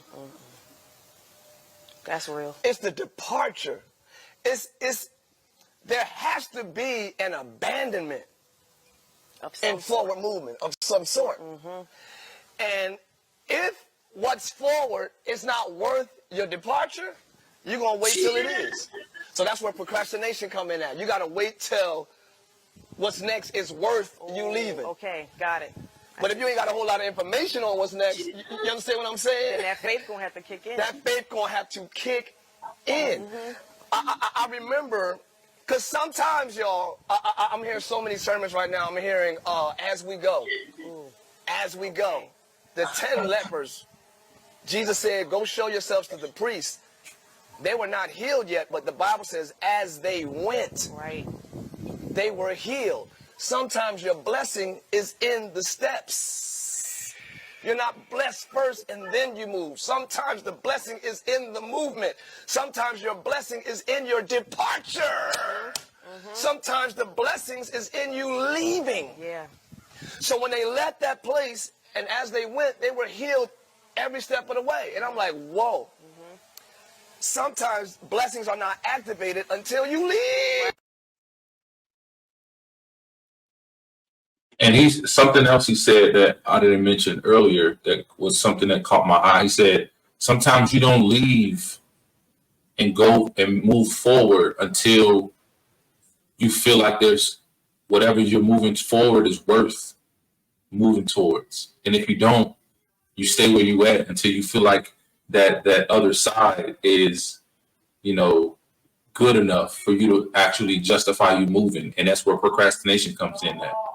And a lot of times we find ourselves procrastinating in whatever situation we're in, whether it be, procrastinating and not growing emotionally or growing financially or growing spiritually or growing mentally, whatever the case may be. And we feel like if we don't have that information and we don't know what's on the other side, we don't know what's out there waiting for us. We like, well, I'm comfortable right here where I'm at. Yeah, that's the interesting thing is that we become comfortable and complacent where we are, lots of times, and it takes us actually either to recognize that where we're going is better, or to recognize that where we're at we just don't like it, right? It's yeah. But here's the thing. Here's the thing. That's why we had these questions, right? All of us, or majority of us, I can't speak for everybody, but everybody I've heard the response from said that we're not happy currently where we are in our lives. We've acknowledged that, right? So we've acknowledged that we're not happy where we currently are. There's places, there's things for us to improve. There's things that we can get better. There's things that we've identified where we've had shortcomings, right? All of these things represent a situation in where we currently at that we need to depart from. So how are we going to get to the point where we're ready to depart? And I can tell you, it's not waiting for that other situation to look good, to look appealing enough to justify us getting up out of our seat, our metaphorical seat, to go and chase after. We have to put our faith in the Most High, that he's going to guide us to the right place that's going to be beneficial for us, first and foremost, and to know that whatever the road to get there is, those guided steps to get there is going to be all for our good at the end of the day, right? Going back to that same scripture, we talk about it all the time. Seek first the kingdom of heaven, and all things will be added on to you. All we got to do is focus on him, put faith in him, let him, right? Let him, guide our steps, right? And then everything else will take care of itself. All of the growth that we want, all of the abundance that we want, all of our heart's desires that we want will happen. It's a part of the journey, right? We're so focused on the destination, we don't enjoy the journey. And it's the journey that's what matters. Yeah, Because the along that journey journey, that's actually is where the destination. the journey is the destination. That's where you get your growth from. That's where you impact lives. That's where you create memories, right? Mm-hmm. You Yep. think about it in terms of just life. You're born and then you die. If you're just focused on one thing, you're so narrow-sighted, you miss everything in between. The kids' first steps, the kids' first walk, seeing them grow, having those conversations, memories with your significant others. You know what I'm saying? Date nights and family get-togethers and fellowshipping with family and with extended family, right? Brothers and sisters in Messiah. Enjoying feast days, reading scriptures, studying, sharing information, all of these types of things. If we're so narrow-sighted and focused on whatever we want because we want it right now, and even though a lot of times with the things that we say we want, we're not ready to get them because we're not willing to do whatever we need to do to get to those things, which means we got to depart from where we at. We got to be more uncomfortable in our situation than we want the new situation to be. You got to be more uncomfortable where you at, squirming in your chair, in order to justify you leaving that situation to go somewhere else, instead of just operating on faith. I think it was Les Brown was telling a story about sitting on a porch and this dog, this hound dog laying on the porch, and every now and then he'd go just whine a little bit. And finally, a dude was like, he was like, "What's wrong with your dog?" And he's like, "Oh, he's laying on a nail, and it hurts him a little bit." And he's like, "Well, why doesn't he just get up?" And he's like, "Well, it doesn't hurt him that bad." And that's the thing. Until we actually experience the pain of the situation that we're currently in, we don't have a motivation to move forward. It's the contrast of pain and pleasure. Even if we don't see the destination we're going to, just like with Abraham leaving his land, and he didn't know where he was going, right? But you go as far as you can go, and when you get there, you'll see further. Facts. So I want to go around, and I want everybody to answer what they put down for this last question. If you can't really see it, I'll word it. The last question was, describe what you learned. It could be from the video, from questions, or from the discussion. Explain it in such a way as if you were telling someone else you were trying to help overcome their situation and depart from their circumstance, right? So explain it in such a way like you're trying to help somebody else. What advice would you give to somebody else based on what you've learned tonight from everything?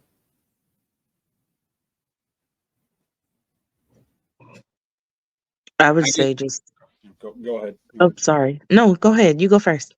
No, please. I was gonna say just take the first step. I think a lot of times we're looking for the whole picture. And when we can't see the whole picture, what it's gonna look like during, and after, and you think of like building a house, right? So you see the floor plan and then the design, and then you pick, all the stuff out, right? But sometimes it's just taking the first step. And once you complete that step, then it's like, okay, well, what's the next step? So like doing it in small steps and small bites and small dosages. Because sometimes it's just not meant for us to know in the beginning the whole picture. Sometimes there's growth that has to happen in the process of those steps that we take. And sometimes if we're able to see the whole picture, we probably wouldn't even take the first step, because sometimes looking at the whole picture might actually scare us. Yeah. Versus taking one step, working through it, getting through it, seeing and feeling how tough we are that we were able to make it through that first step, then we say, okay, well, let me take the next one, and then the next one, and then the next one. Next thing you know, you get through all of it and you go, oh my God, had I seen all of that from the get-go, I probably would have never done it. So I would say just take the first step. Take the first step. And even sometimes if you're too afraid to take the first step by yourself, um, find people, find someone that you connect with that wants to see you grow and succeed in whatever area of your life it is that you're trying to take steps in, be it your faith, be it your finances, be it your emotional and mental health, whatever it is, and see if they'd be willing to help go through those steps with you, to be like a support system, because we all need it. We all need support systems. So if you're too nervous to do it by yourself, find like like we have gym buddies, gym partners, a spotter, right? In the gym when you're bench pressing. So find someone that's willing to do the journey with you, but just take the first step. Absolutely. Yeah. Great Yeah, advice. I would say very similar along those lines is, first you have to know what you want. Maybe not in exact and precise detail, but you have to know, you have to have an idea where you're going, right? And I would put this in, with a GPS, right? Your GPS, you put in the destination you want to go, right? Your GPS has to know where you're going, and it has to know where you are, right? If it doesn't know where you are, it can't get you to where you're going, regardless of whether it knows where you're going.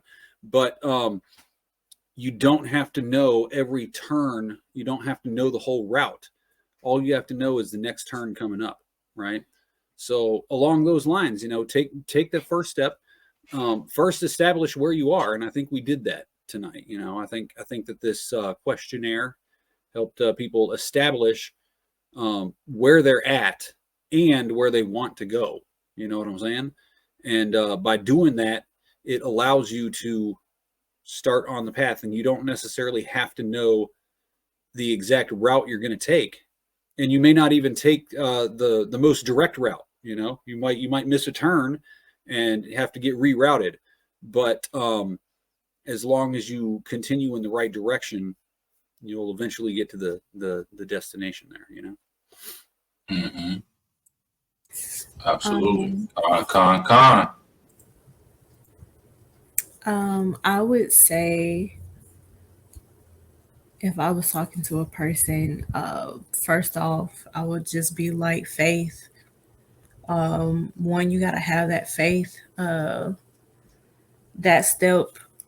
first step is first and foremost faith.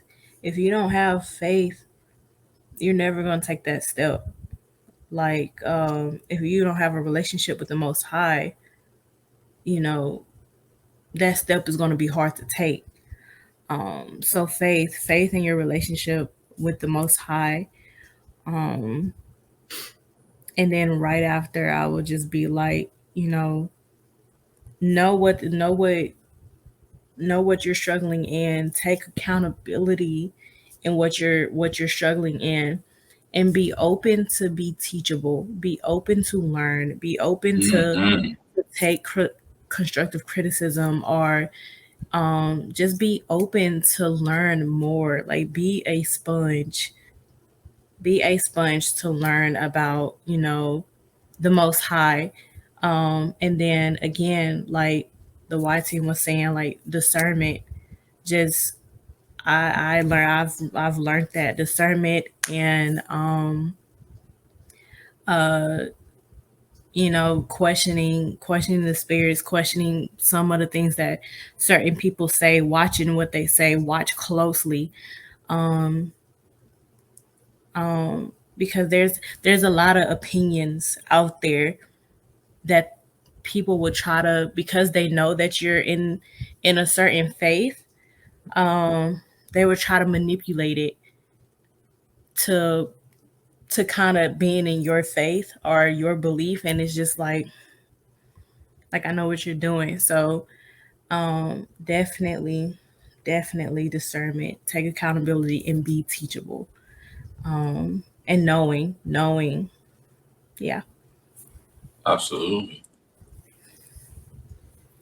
I guess I'll first initially tell the person to, get out a piece of paper and pen and kind of write out their struggles, just like with this questionnaire, because when you write something down, it just makes it a little more powerful. Whether it's goals, you're more likely to achieve goals when you write it down. So first I'll have them just write down, with emotional growth, spiritual growth, just like this questionnaire, so that they can actually visually see, and they have to think about it. And then once they have that down, just tell them, see, look, you're not alone. First, make sure they understand that we all go through struggles, and because we're human, no one is perfect. We all go through this stuff. So you're not alone.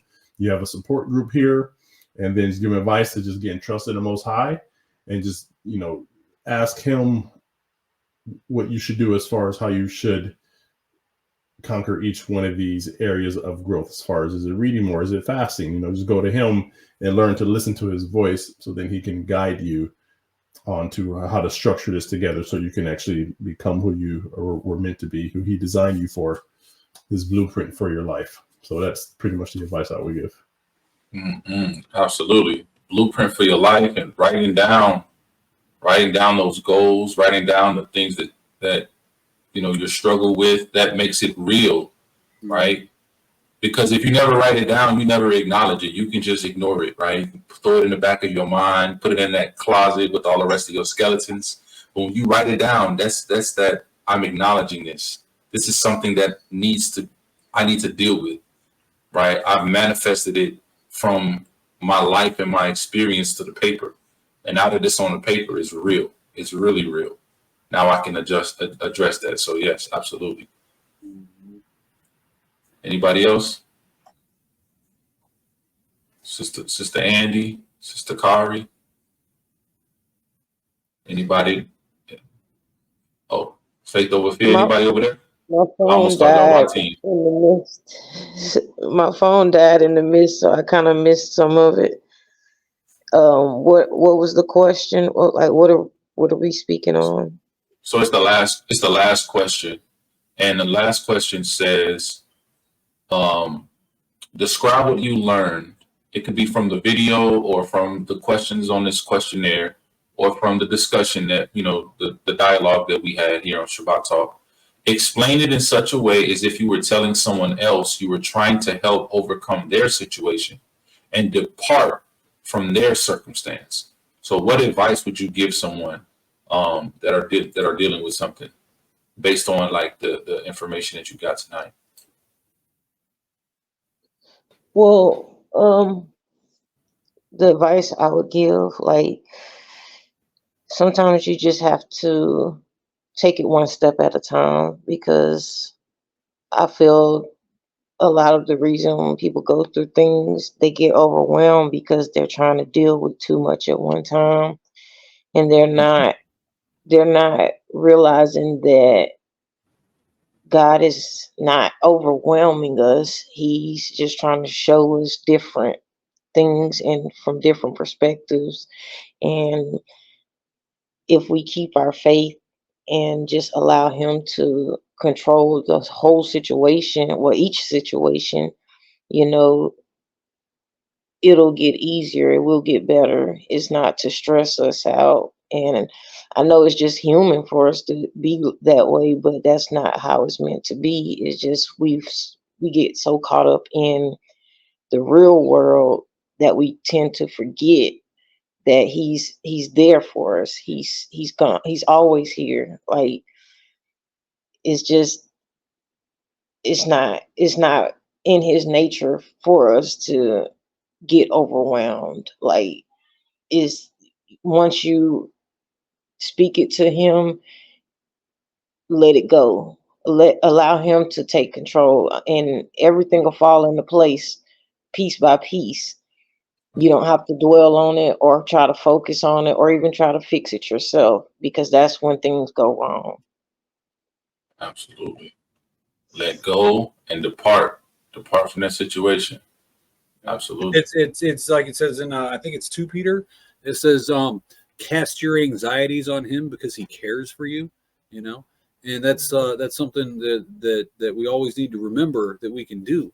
You know, we can depart from those anxieties and leave them with him, you know, and he'll take those from us if we are willing to give them up, right? Right. But if we want to hold on to him, he's not gonna force us to let go of them. But if we're willing to give them up, he will take them from us, right? So all of our anxieties we can cast on him and know that he cares for us. You know what I mean? Yeah. Quickly to go off of what she said, I remember it's a sermon I heard in a Christian church. But it has stuck with me forever. And I tell my husband this all the time. I remember hearing it. You know, we hear the saying, God will never put more on you than you can bear. But that's a lie. It's a lie. And the way he described it in the sermon was, you know, when God presents you with something, you know, sometimes it's to test you. But he's not expecting you to go through it by yourself. He's not expecting you to handle it and carry it and figure it out on your own. The same way you go to the gym, when you get ready to bench press, I mean, unless you're not lifting enough, you're always going to have a spotter. Always. When you're trying to build muscle, you're always going to have a spotter. You have people who obviously will bench press what they know they can bench press, or they'll bench press a lighter weight. And at that point, they might not have a spotter. But anytime you're trying to actually build muscle and really get a good workout in, you're going to have a spotter. And that's who the Most High is to us. He's expecting us to come to him with whatever we have and say, hey, I can't carry this. I need you to carry it for me. I need you to help me. I need you to carry this burden. I need you to remove this burden from me because I can't do it. But too often times we try and carry it ourselves. And that's where the anxiety and, you know, depression and all these other burdensome things due to real life situations happen. Whereas if we would just turn to him and be like, come get this for me, because I can't do it. You know what I mean? That level of vulnerability, even spiritually, we need to have, because if you don't, what are you going to do? A lot of the things that we are presented in life, we can't carry. We can't do.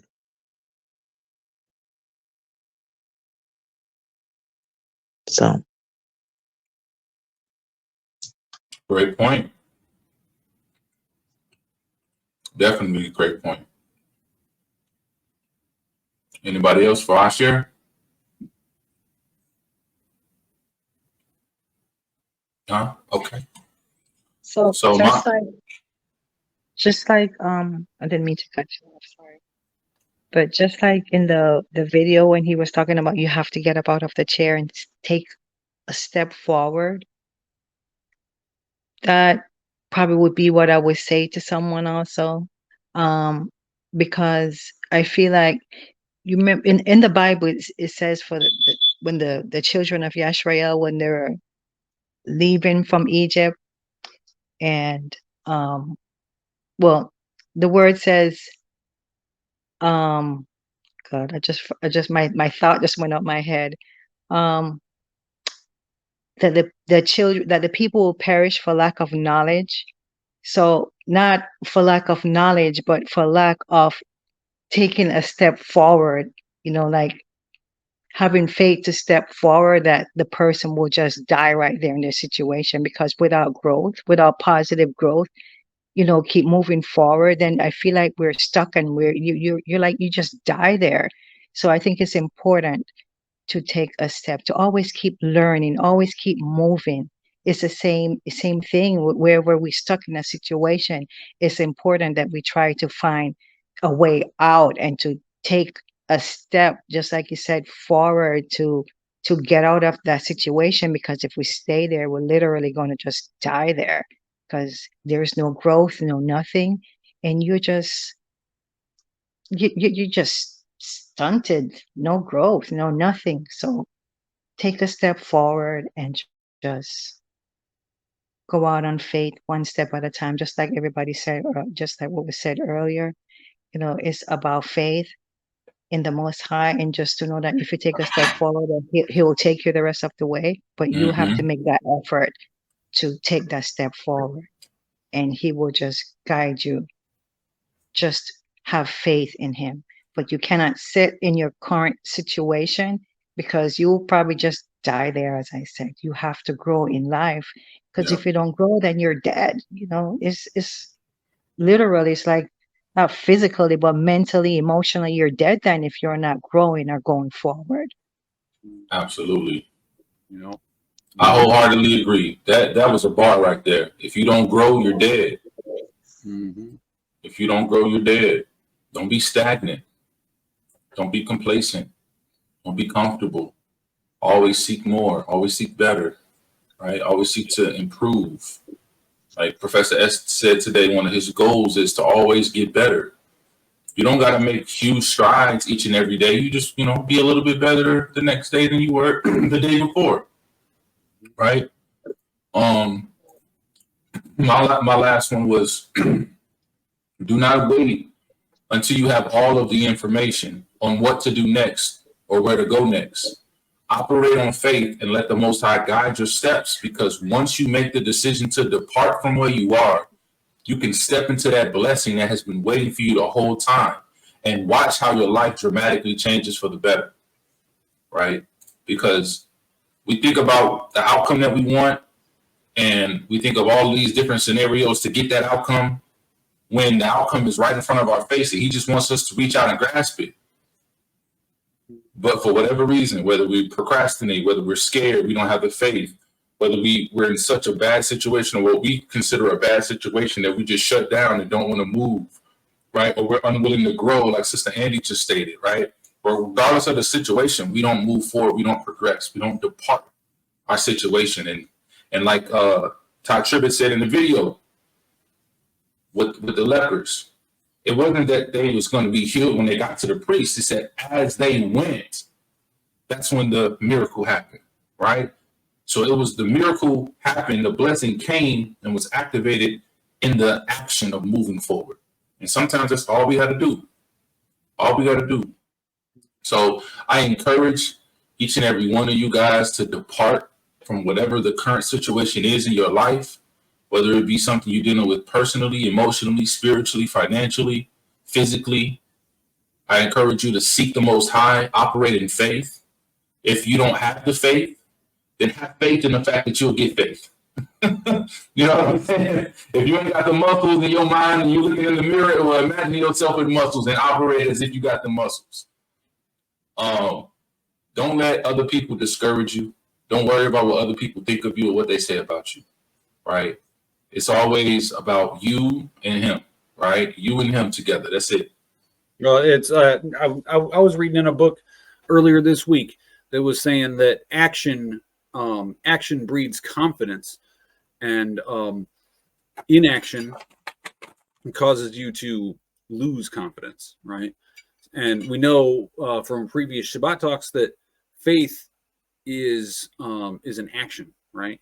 It's a verb. It's not a noun as it's used. Faith is an action, right? And if you do the action, then it's going to build your confidence and the confidence that you have in the Most High, right? But if you procrastinate or don't take action because of fear or whatever the case is, inaction will completely destroy your confidence, right? And how can you gain confidence in the Most High if you don't allow Him to have the opportunity to work in your life? You know. Absolutely. Absolutely. Mm-hmm. So as we wrap this up, first I want to say, if everybody could send up some prayers for Sister Gwen, for recovery, for healing, for the family, we really appreciate it. We really appreciate it. And then, I always, forget this, but if you like the content, as you see at the bottom, scrolling across, go ahead and like, share, comment, and subscribe. I want to thank everybody here on the panel for being here first and foremost, but for sharing, for joining in the discussion, for allowing yourselves to be transparent and be vulnerable. Right? We don't like a lot of times we don't like to, share those things. Right? It's hard to come face to face with some of these realities. Right? But in order for us to get better, in order for us to be able to depart where we are to go to somewhere else, we have to literally acknowledge it. Well, find it first, discovery. Remember I said discovery was first, but then acknowledge it, accept the responsibility, and then be able to move forward. So whether you guys think about it or not, you guys have taken huge strides into getting to that next step tonight. And so I want to thank each and every one of y'all on this panel. I love y'all. I'm glad that y'all came out here and we had a really good discussion. We're going on 4 hours, so the discussion is good when you're getting ready to hit 4 hours. We talked about a lot tonight. There's a lot of information. I know some of us has to go back and just watch this recording over again, maybe a second, even a third time, right, to get all the nuggets that was dropped. But I really hope this was edifying and that you guys find value in what we did tonight. And hopefully we have, more similar nights like this, right, where we pick a topic, we just have open discussion, maybe we have a little activity or something like that, and finding just different ways to reach the people. Because you guys being vulnerable here, you don't realize that everybody who comes back and watches this and how it's going to affect them and the advice that you've given, right, in your last reflection question, that advice is probably going to be to someone that watches this video. It might have been somebody who watched it already, who's watching on live. We've had some people on here come on from Facebook. We've had some people on here come on from YouTube, and they've been in the chat commenting, joining in the discussion. I posted some of their comments, right? You never know who's going to be watching. You never know who you're going to be an evangelist to or, an example to. You know what I'm saying? And so the things that you guys shared tonight, the things that you guys admitted to having a shortcoming, or even the things that you admitted to having where you're doing really good in, right? All of those things are going to be tools for encouragement. So I want all of y'all to be encouraged. I thank you from the bottom of my heart for being on here, and I appreciate each and every one of you. With that being said, family, I hope the Most High bless you, keep you, campus angels around you, and give you guys shalom in the Messiah's name. Y'all be blessed and have a wonderful, wonderful, blessed rest of your week until we meet again next week on Shabbat Talk. Shabbat Shalom, family. Shabbat shalom. Shabbat shalom. And it was awesome. Thank you so much. Great topic, Shalom. Yeah. All praises. All praises.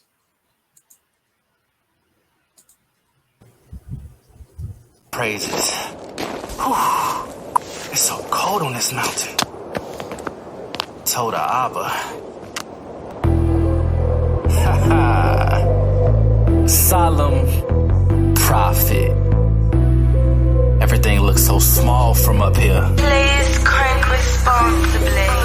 It's lonely at the peak, had to work to get on top. I'm a student of the craft, work for everything I got. Elevating my mentality, still ain't in my prime. But the ones who reach the top don't appreciate the climb. I bled for this path as I stand on the pinnacle, delivering the scriptures in a way that's very lyrical. Bars on the summit, I'm so high above the ground. Cause when you at the top, it's nothing to do but look down.